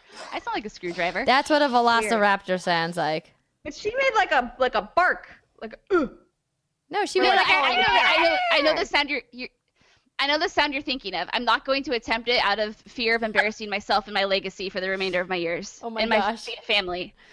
But I know what you're talking about. Really, Brittany? It's not like a regular Really? noise. Are you worried Right. about embarrassing yourself? Seriously? No. Who the fuck am I kidding? No. Exactly. I don't know. Okay, Jurassic Park. Okay. Yeah. Anyways, Jurassic World Evolution. So I started this game on my Xbox One. And then as I was playing it, I was like, why did I get this for Xbox One? Which a code was provided to me courtesy of the team there. And I realized I hate playing strategy games. On Oh my no, Xbox. really? I'm like, why did I get this for PC? So I emailed them back and I was like, Oh. I am terribly sorry. I've made a huge mistake.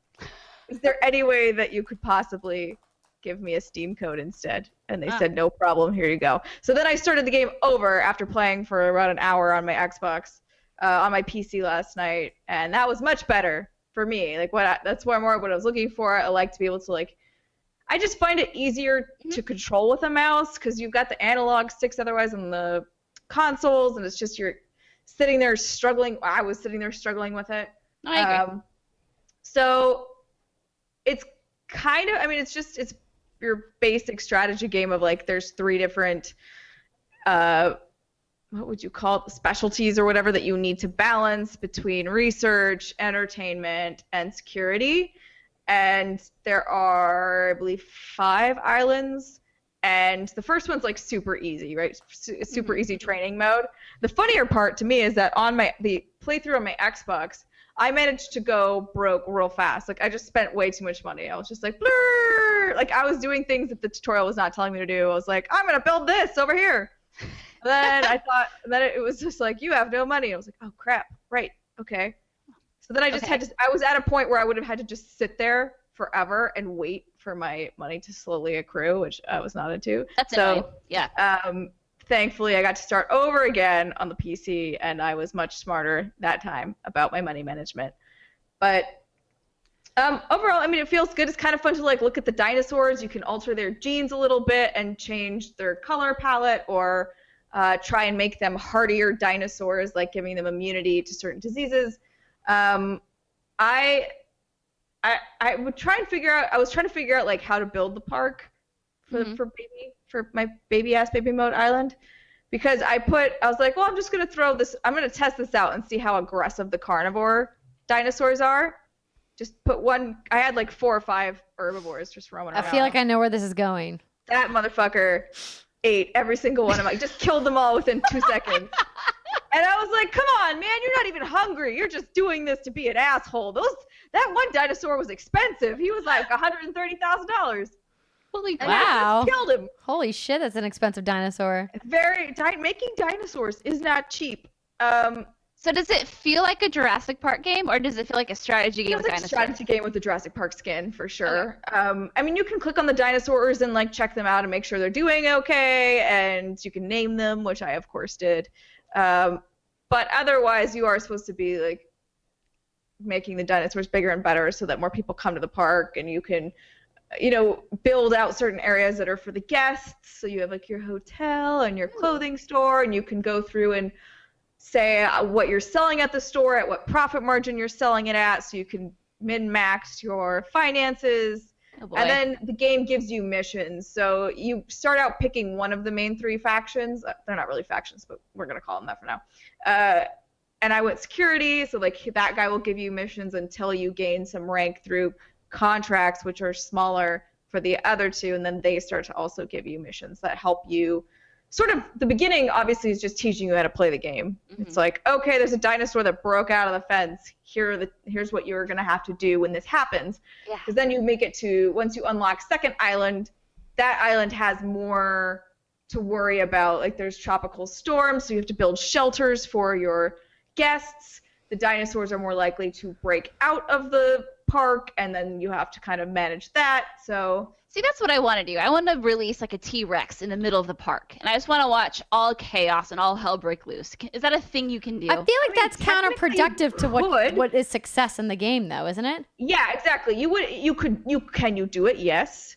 Will it help you do anything in this game? No. You just save beforehand, and then yeah. If you wanted to like build a big beautiful park, save, and then just let a T-Rex run through it, you can technically do that. Does the T-Rex eat the people? What do they do? I'm not at a T-Rex yet. That's some next level shit. I think I got a Triceratops. The only carnivore I have is I forgot how to say its name. Something with a C. Carnivorosus. Stompy McChomperson. There you go. Dinosaur.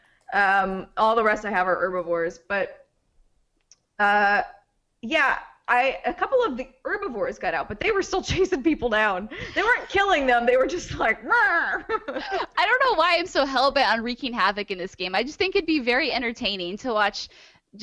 I don't know. I mean, I'm sorry. If you're going to go on an island where there are dinosaurs, you're just asking to be maimed, to be killed. Absolutely. Yeah, like I built this was funny. So I had to there was a moment of panic where I put a viewing station down, but I accidentally put it in backwards. So the path was like through the park, where the dinosaurs are. And I was like, "Oh no, shit. Delete." So you can demolish your buildings as you usually can in these types of games for a reduced amount of what you paid for it. And then of course a chunk of the fence was gone. And this was a carnivore pen, so like the carnivores start. I'm like, no. I'm like quickly like putting the fence back together before the stupid dinosaur can get out. Too late. The dinosaur's already out. No, he wasn't. Yeah, okay. I actually managed to put the fence up just in the nick of time before that motherfucker walked out. I don't know why I keep straining that word today. I'm sorry. I apologize. Do you really though? Are you really sorry? I mean, yeah. Don't apologize. A little bit. It's a word. I don't know. It's a word. Okay. But yeah, it was fun, and I'll probably hop back in and play. I looked at the clock and I was like, oh, it's late. I should probably go to bed. But so it was definitely one of those time suck games where you don't quite know. So far, does it have the Steimer seal of approval? Would you recommend this? It's pretty good. The only thing that I ran into that annoyed me was you send your teams out on expeditions to get fossils to like research those fossils to get a high enough genome so that you can clone these dinosaurs and make them in your park. You have to have at least 50%.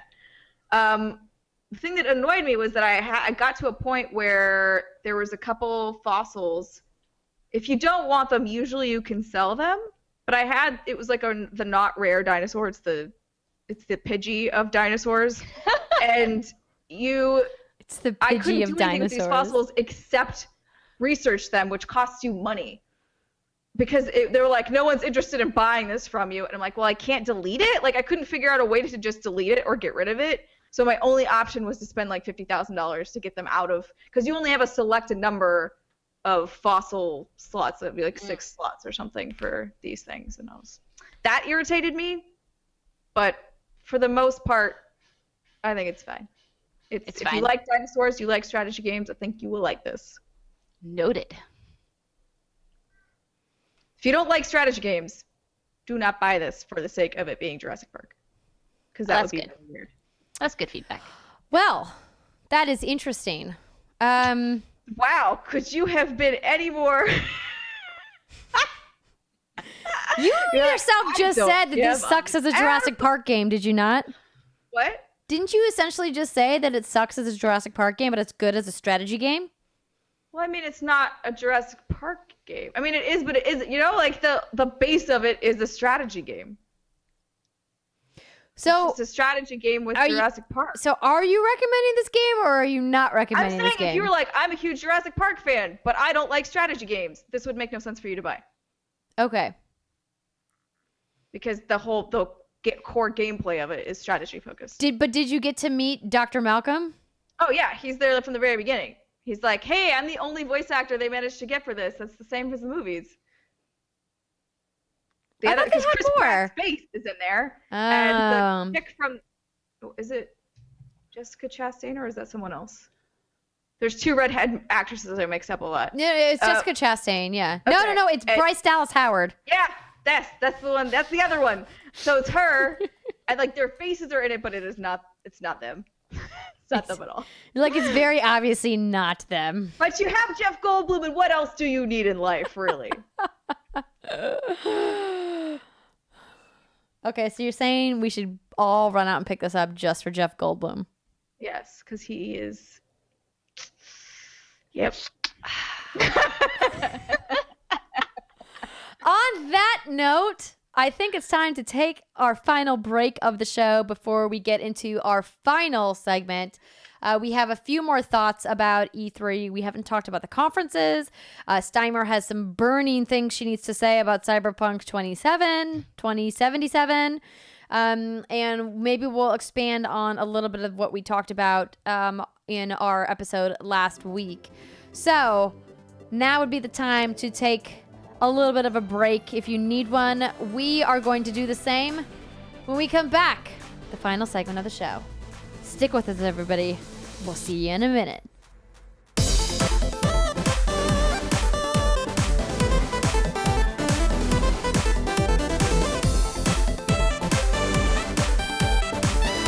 Welcome back, everybody. It's segment 3 of the What's Good Games podcast. Steimer is sweating alive slowly in her apartment in Los Angeles.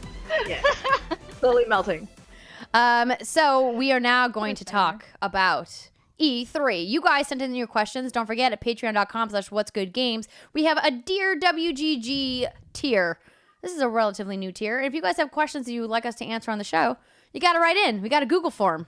Brittany looks at it and is like, these ones look cool. Let's put them in the show notes. And here we are. And going to patreon.com/whatsgoodgames and finding the $2 tier and clicking on the, it's too much work for you. Just go to whatsgoodgames.com/dearwgg and it'll take you right where you need to go. It'll hold your hand through it. You'll be fine. We got you. We love you. We support you. Yeah. Yeah. So, E3. How has it already been a week since the conferences? Oh, yeah. This is a good question. Final conference. I don't know. I don't know either. I don't know either. Here we are. Steimer's Here we boiling. are. Andrea's in her studio, dead. I'm in my place, sweating, boiling, and dead. Yep. But we did the thing, ladies. We did it. We did.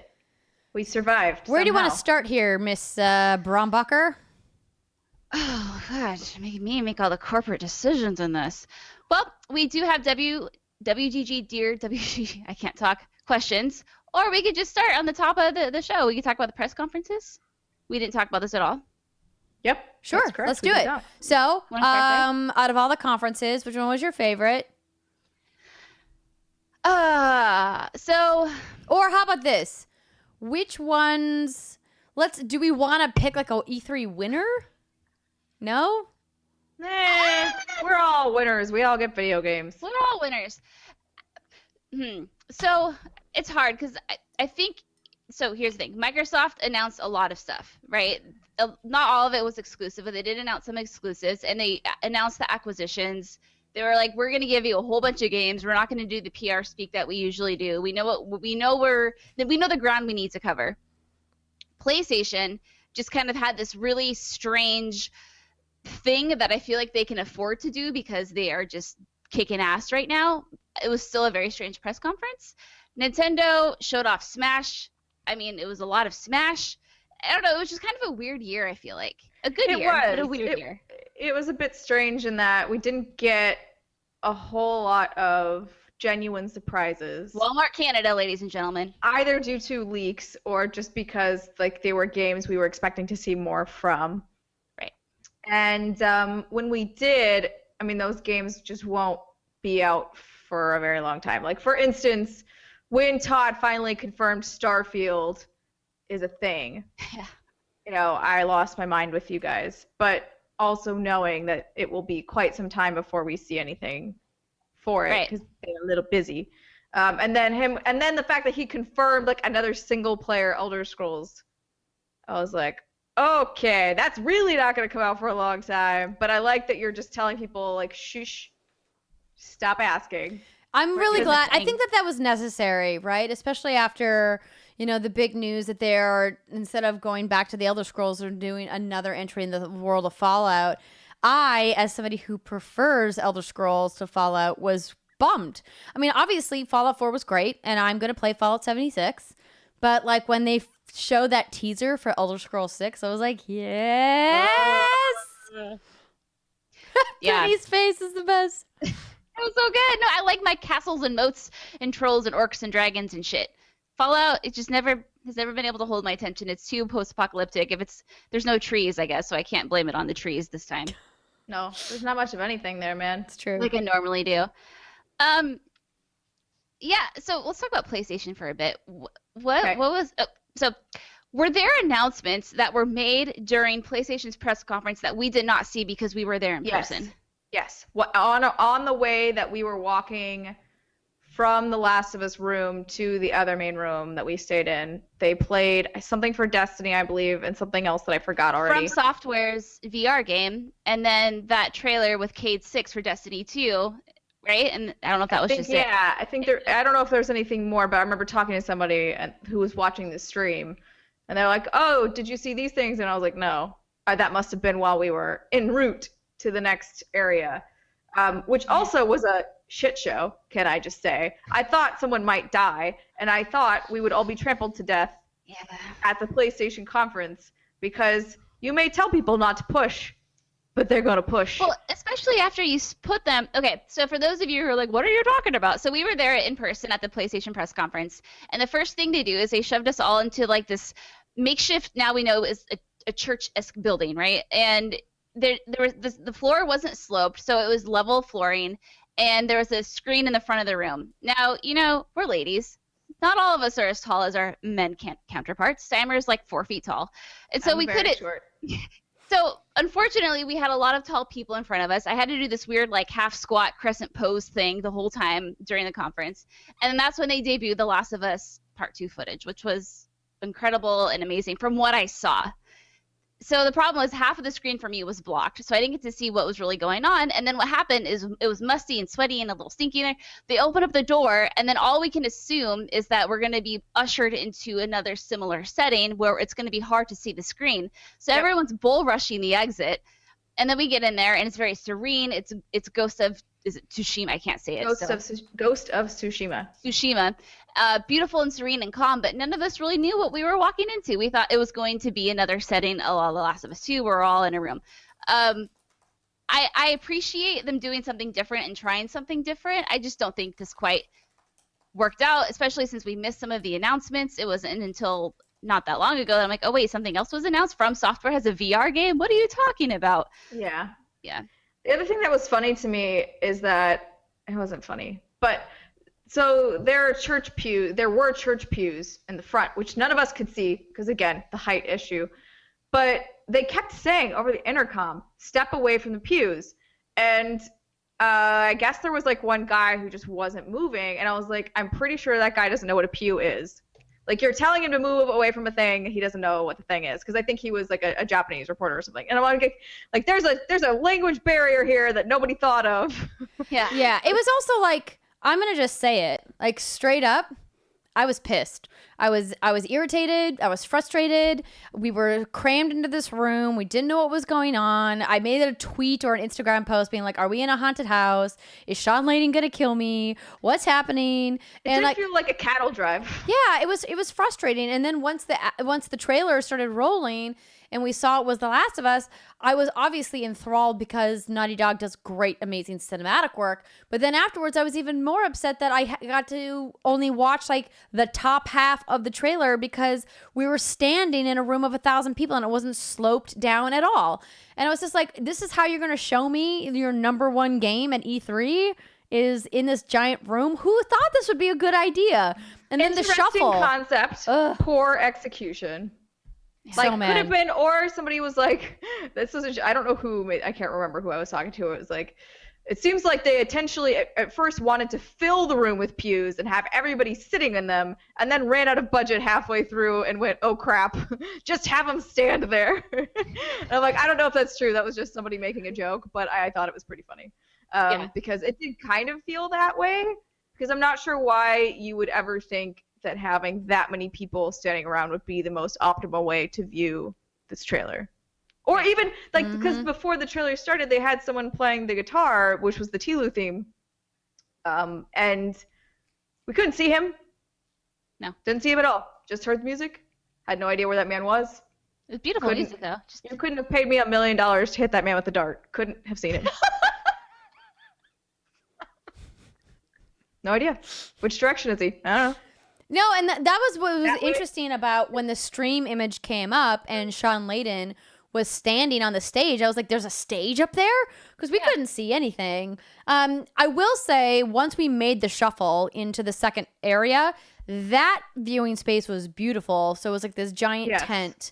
That's where I took the GIF heard around the world of Brittany during the Resident Evil 2 reveal. But that was a beautiful giant wraparound screen. And when we walked in, it had this like this field of flowers that was Ghost of Tsushima.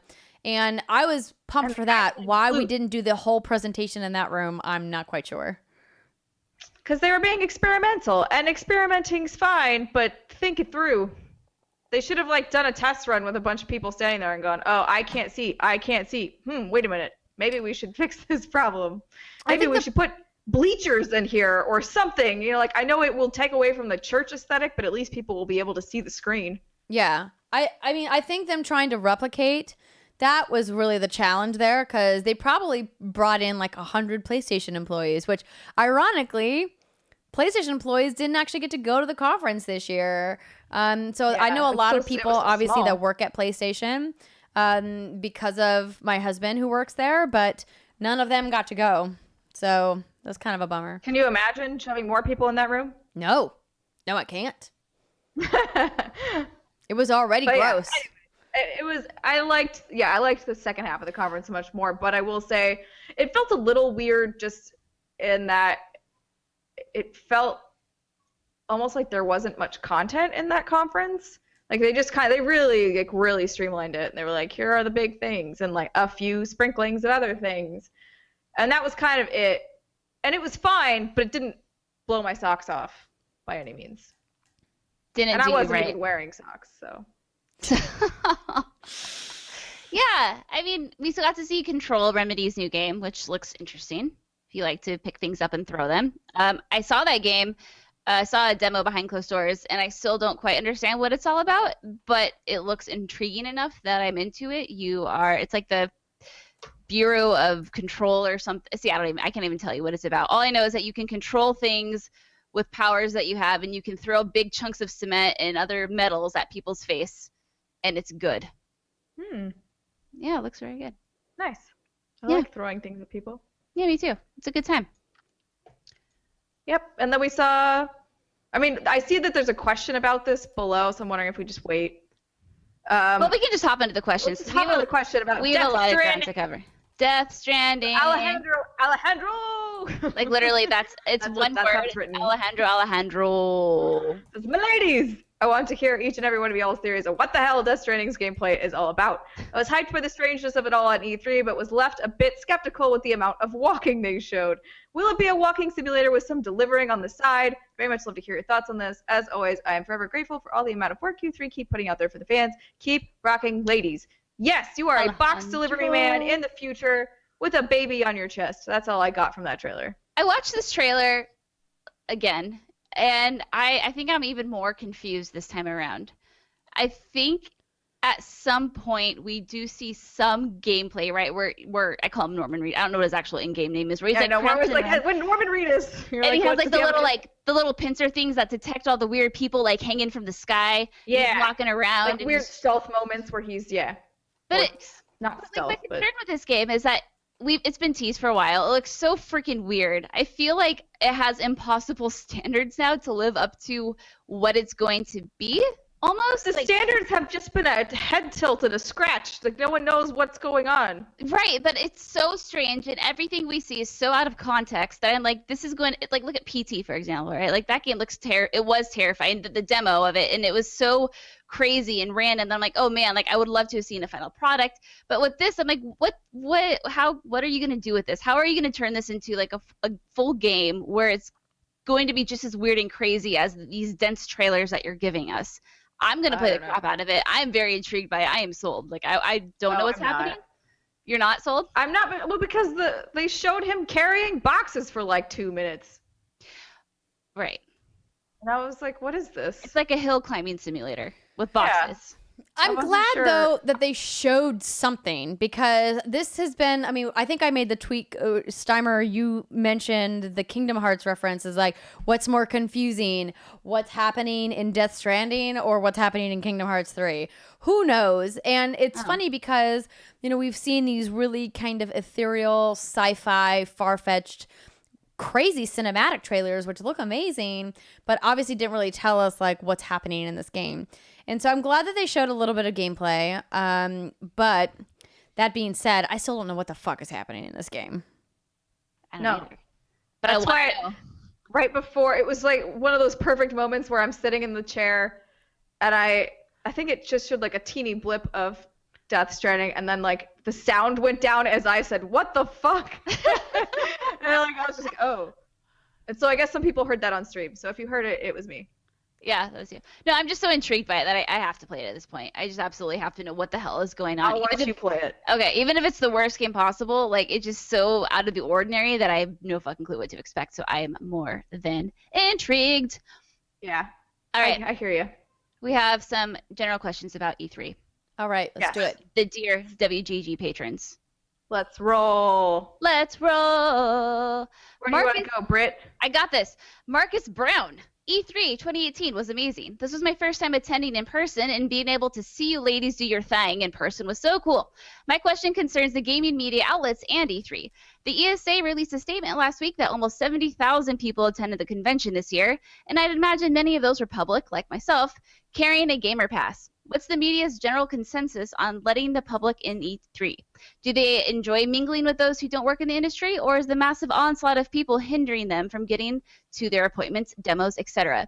I know this is one of the busiest times of the year for you in the industry, and I can't help but wonder if we sometimes get in the way of you doing all your jobs. Oh, I just totally paraphrased that. P.S. Love your faces. Keep up the good work. So I didn't feel like there was 70,000 people there. I felt like this year was less. I felt like last year was sort of a clusterfuck, and you definitely felt the amount of people. And I think, Andrea, you've mentioned this before, like there was a no back or like limited backpack rule right this year, so the show floor you could actually walk around without getting smacked in the face every 5 minutes. So to me, I actually didn't feel like there were too many people. What's been interesting to see, however, is how the booths have changed over time. Tyler McCall has a question about that. He says, last year there was a lot of talk about E3. It's relevant, I promise. Last year there was a lot of talk about E3 letting the public in for the first time, and many of the booths didn't seem to be set up for hordes of people. What did the show floor feel like? Floor flavors. What did the show floor feel like this year? Was it an improvement over last year with regards to letting people in? So I'm glad you asked this question because we know lots of people, obviously, that work on the publisher side, and there were significant changes in the restrictions as to what you could and could not do with your booth space this year at E3. So in addition to the backpack rule, which we already mentioned, they also put pretty severe restrictions on how you could lay out your booth, meaning where the entrances and exits were, where your walls were, where the hands-on stations were, where the queue lines are. all of that got a dramatic overhaul this year, and I think that it made a big difference for people moving around the show floor. The couple of times that we went to the show floor, because I was obviously on the Facebook Gaming live studio most of the week, it didn't feel overwhelming. It didn't feel like I was being crushed by anybody. When I was walking in and out of the booth, it felt very easy to navigate, and it felt like the lines were much better managed this year than in previous years. Yeah, and if you go to a convention like PAX East, I feel like PAX East, because it's just one big show floor, as you're going down those escalators, all you see is just masses and hordes of people. And that's just the way, and that's fine. That's PAX East for you. With E3, I feel like it's always hasn't been as dense with the crowds. It just has never been as crowded. So, and honestly, even when it was just media only, you always have people who do the thing where they take like a few steps in front of you, they stop, they look around, they gawk. They're taking their cell phones out, recording the preview screens of like on top of booths. Like they're not gonna be able to get that later on YouTube or something like that. People who swing around, if they did have backpacks, they would hit you. So I personally, and I was on the show floor a lot more this year, I think, than you ladies were, I didn't notice like a huge difference. Was it crowded at times? Yeah, but this was my 8th E3, and it didn't feel any crowded than years past. What I found was personally interesting, and I actually like this. So in prior years, not last year maybe, but years before, when you had an appointment, you would go to the show floor. You would go to that booth. You would do your thing there. Now what I feel like is happening is a lot of these publishers are allowing the show floor to be the public space, and they're having private meeting rooms elsewhere so that media can go and have a little bit less hassle trying to get there, because you don't need to maneuver through the hordes of people to get to it. And I actually really like that, and I hope that this continues and that everybody does it next year, because it's just easier. You're not like, oh man, I gotta run over to the South Hall and fight my way through a horde of people to get to this appointment. Instead, you just like go upstairs and have your meeting rooms. Have your meeting rooms. So I don't mind having the public there. I just think I like having a little bit of restrictions on it. So the specific hours that people can come, all of that. I think that's really good. But otherwise, yeah, come on down, play some games. It's a good time. Yeah. Do it. Elmo Shell, hard pivot here. Who was the best husbando at E3? Ooh. Leon motherfucking Kennedy, Resident Evil 2, ladies and gentlemen. I think he's only like 19 to 21 in this. He's a very young dude. I'm an old woman at the age of 30. So, oh my God. That was just like a very like wow moment. Leon Kennedy, like 18 to 20. I was 9 when I played this game for the first time. Anyway. Leon, he has very sexy hair. Leon Kennedy is known for his hair. Sure, he saves people from zombies, but if you've seen his hair in Resident Evil 4, not messing around. Husbando of the year. Husband of E3, I should say. Leon. I don't think I have one. Not. Okay, I guess the male character in Assassin's Creed Odyssey, he's pretty hot. He is pretty hot.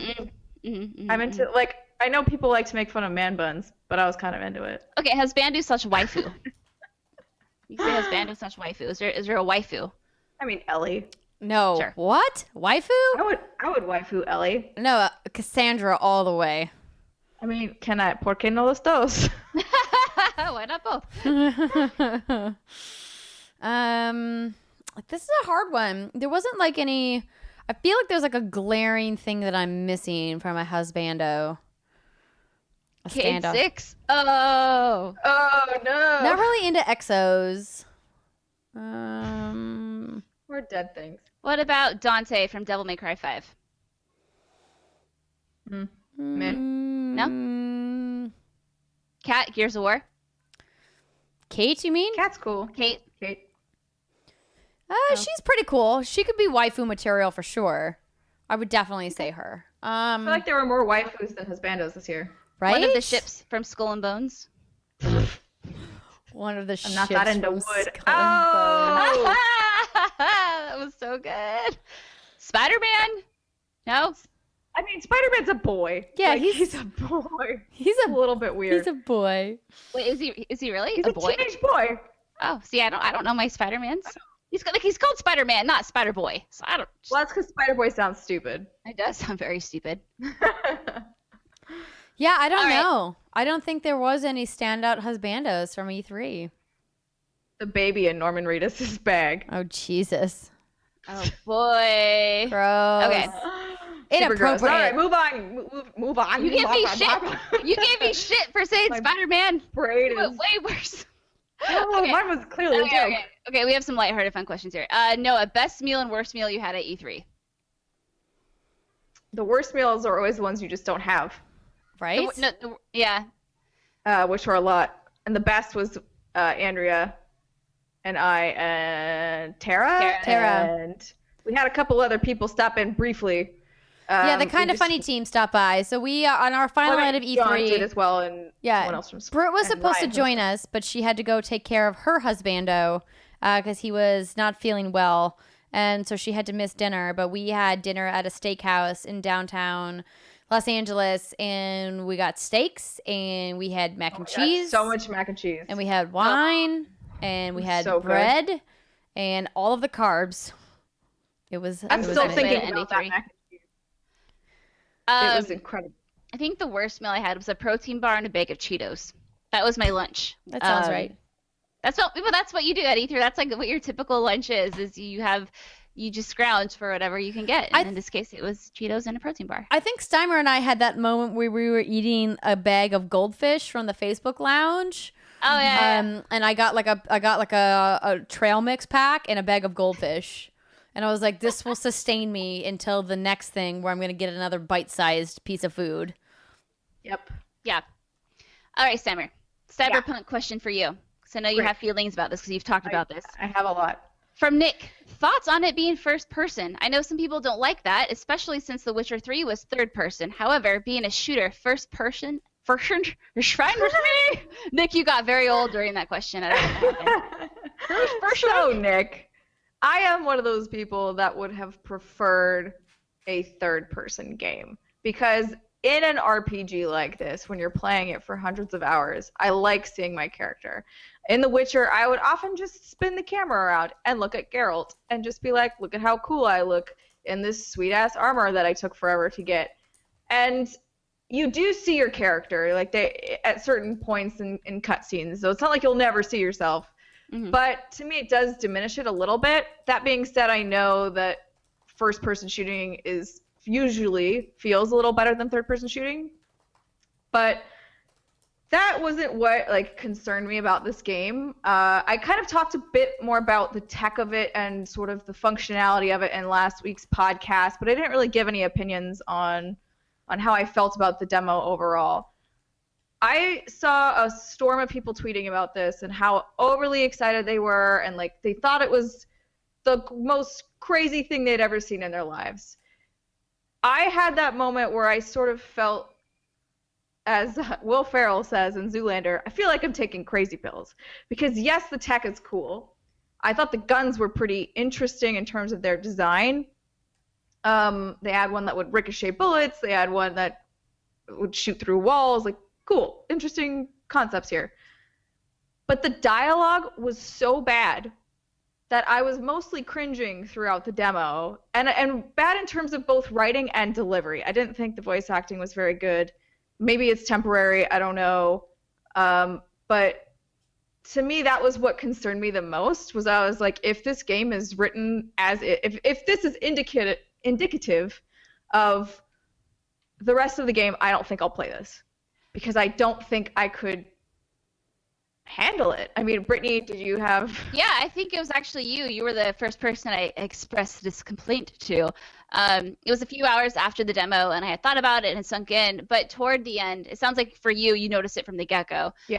But maybe my threshold's a little more, because it was toward the end when they were driving away in their car. I was like, man, that dialogue just seems real cringy. And it sucks because I think this world they've built is very fascinating, and like we talked earlier, no loading screens, woohoo.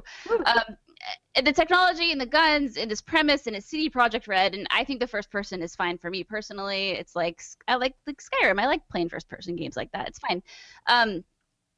But yeah, that's a huge issue, because if this character is supposed to be us, and this is who we create in the beginning, but you don't relate to them. It's not like Geralt, right? Geralt is Geralt. He is who he is. So it's not like we had some sort of super personal attachment to what he said and what he did, because we knew that we weren't really supposed to be him, but we are supposed to be. But you could as Geralt like make minute changes in how he was, on how lenient he was. No, that's very true. That's a good point. I think though, because he was his already established character, but with V, I don't know, and maybe V has their own personal backstory that makes sense as to why they talk and say these things. We don't know. Obviously, we just kind of got thrown into this 50-minute Well, demo. they said that you pick. It's sort of like, you remember Dragon Age Origins, where you pick very basic like traits. backstory elements, like, Sure. oh, what's the defining moment in your life? So and so was killed, or you joined the circus, like whatever. Not those aren't the exact examples, obviously, but Yeah. it's stuff like that you can pick. But otherwise, yeah, I just feel like the dialogue felt very forced to me. Yeah, that's And exactly it. The other concern that I had, because I walked away from that demo, and the only character design I could really remember was the cultists.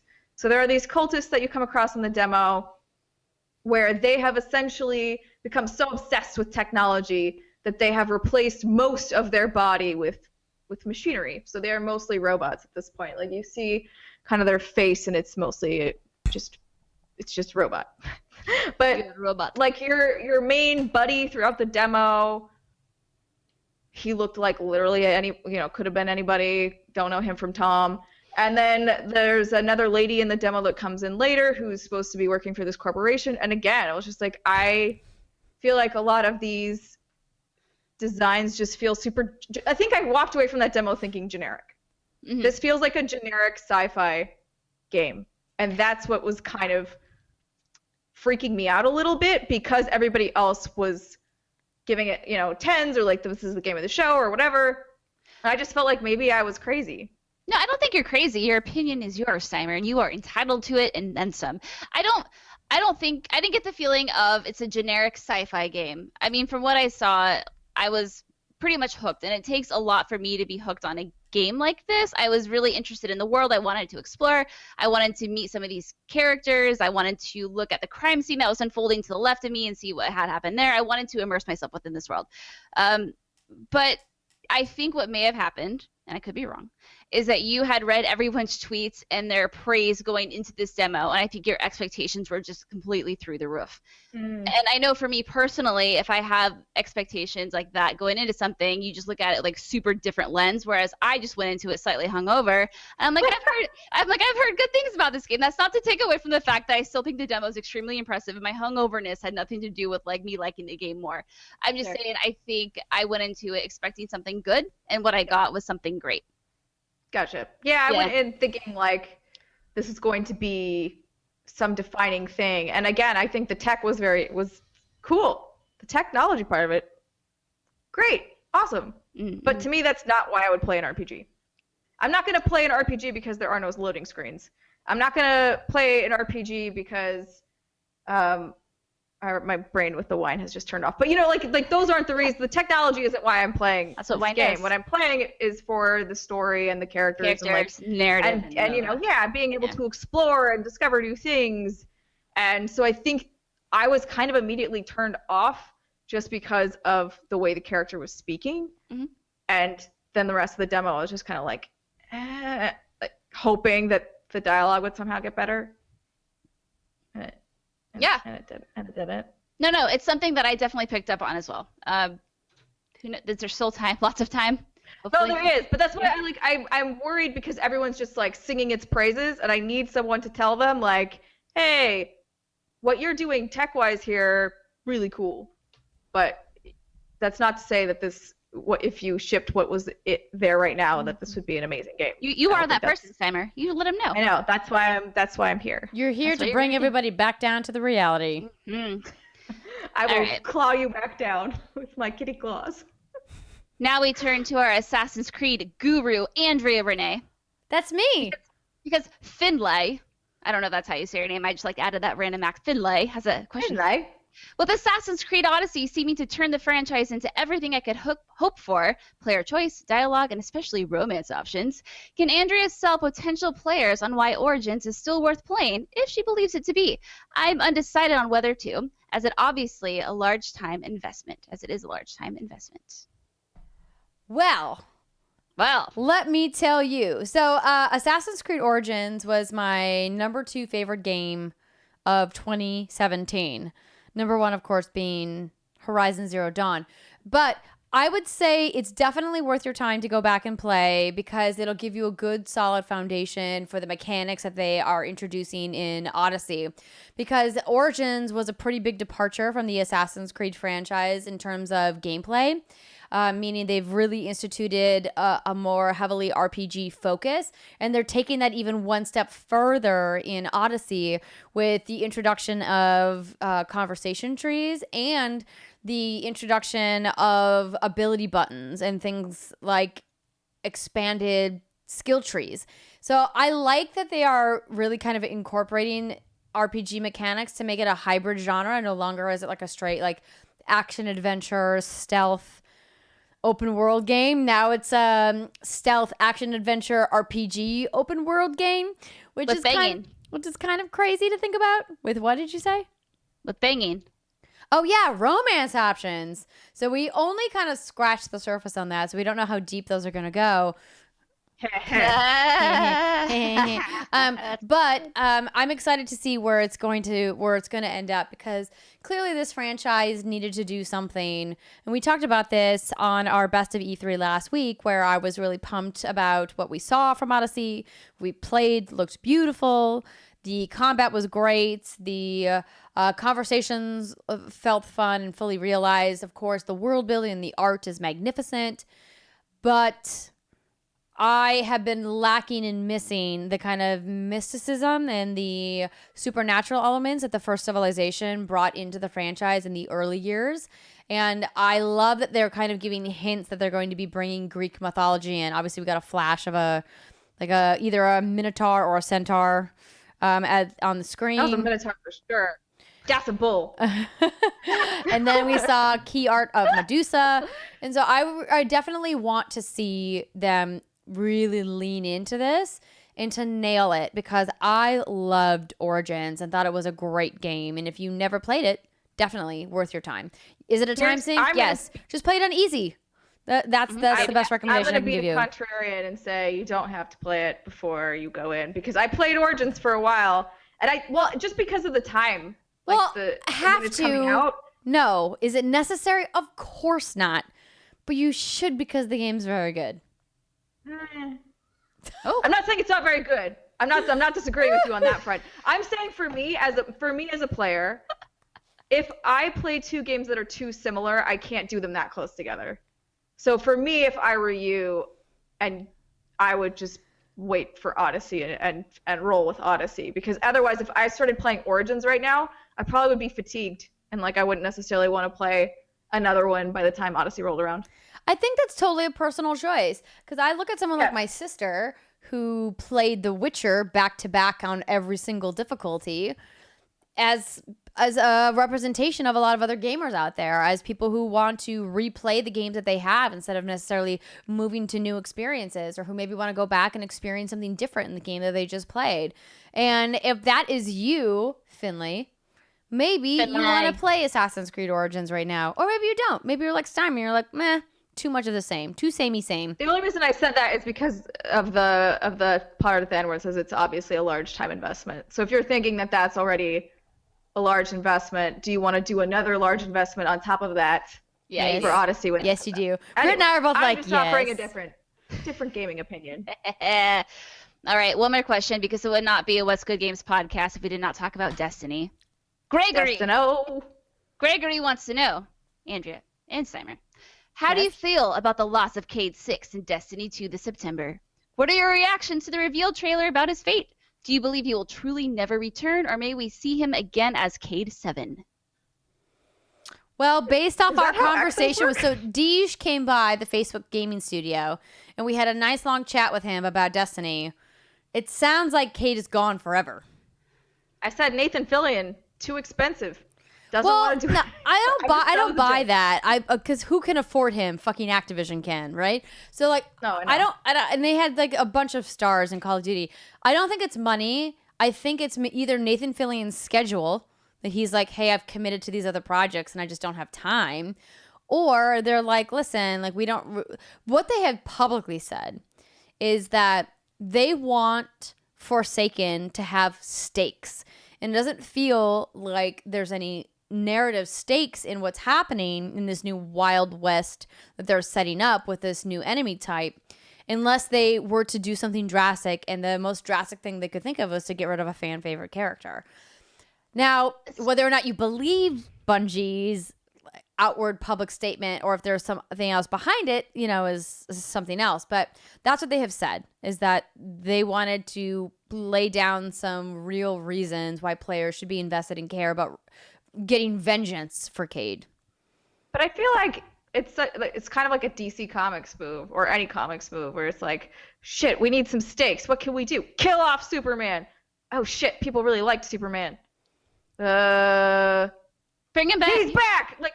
So I'm worried. I do worry that they'll do that move because honest to God, as a light to medium Destiny player, Cade Six is the only character I give a shit about. So if he's gone forever, that's more of a deterrent for me than it is for like a. I'm with you because we asked Deej, we were like, hey, does this mean that he's no longer in the tower or that he no longer has the Cade stash? Like, who are you gonna get your scout maps from? And they're like, well, guess you're gonna have to wait and see. And I'm like, really? Yeah, I find it interesting. I like the concept, not of killing him off, but I like the concept of these expansions or these new contents changing fundamentally how the world works. I think that's cool, and I think that's what they should do more of. So yeah, if the Cade stashes go away, maybe it's like something brand new that's happening, or so I like that aspect of it. I think they should explore that more. I just think killing off Cade Six when he's the one distinguishable character, maybe not the best. Yeah, it just seems but weird. We'll see. As also a light, very, very light. If you're light to medium, I'm like light as fuck. As a light as fuck Destiny player, it just seems weird. You don't see this often, right? Where they will kill off characters like this in a public trailer. Like, generally, I feel like that's a story arc that you have to play the game to find out. So do you think that's the only reason? This was a call to arms, not a call to arms, but this is like a Hail Mary. Well, every and Destiny that's what player. I'm saying. Are they so? I don't want to use the word desperate. I don't think that's the right word here. But to raise the stakes and prove that this is a very important thing happening in the Destiny franchise and you should care, that they're going to publicly kill off a character like that? Or like that's why I'm having a hard time believing that he's gone for good. It just seems like I'm interested now, and I've actually been talking about getting into Destiny 2 maybe even like this weekend, because it's starting to sound real good. But now I'm like, dang, I don't want Cade to die. Or you could wait and then just boost your character immediately with the expansion. I like to do the grind. So I don't know. A little bump and grind. I'm with you. Thanks, baby. Also, someday, Brittany, you'll play Destiny, and we will have the WGG fire team that was meant to be. Yes. Because the What's Good Guardians have been raiding. We've been making those Callus runs. We've been getting our light level up. I jumped in this weekend, did a bunch of stuff. Just saying, whenever you're ready. Don't expect anything from me. I will maybe kill a few things, and I will run around confused and dazed and lost. I will throw my grenades off of cliffs. But you're a Titan, which is great because it mixes it up. Because we're both hunters. Good. I will do my best. I will be there. I just need to carry me. Trying to play Warlock and Gambit was real hard. Hell no. I was like, I'm so floaty. I don't know what's happening. I want to go over here, and I'm like, wee, still floating. Yeah, that's why I made, so Jose Sanchez played with us, and I made him give me the hunter station. I was like, I want the hunter. Yeah. Even though I'm going to be honest, my first play session did not really like the hunter's new super. Which one is that? Which one? It was like a modified blade dancer essentially, but it was like a void. It was like a void dancer. I don't remember what it's called. Didn't really like it, but maybe I just didn't know how to use it properly, which is possible. But I just feel like the hunter supers are kind of shitty. She says that she feel sulks. like they look. They kind of are, though. No, I agree with you. No, it was really cute. I think we're just the coolest looking, And so they're like, well, they can't possibly also have the coolest powers because then no one's going to want to be anything other than a sweet-ass hunter with a sweet-ass cape. We also have the best mobility and the best jumps, right? Absolutely the best jumps. Yeah. So that's good. But yeah, I'm just like, the supers. Can you imagine if we could telesplode? Right? That's too OP. Like when they were talking about insane. how that's going to break the game in a good way, I was like, no. No, it's just going This to break is the not game, good. period. End of sentence. Ugh, I don't know. Okay. We've been rambling on about E3. Thank you all for sending in your questions. Again, if you guys are interested in being part of the conversation on the show every week, patreon.com/whatsgoodgames is that Dear WGG level. And of course, if you subscribe or pledge at a higher level, you automatically get that included. And we love hearing from you guys. We love taking your questions.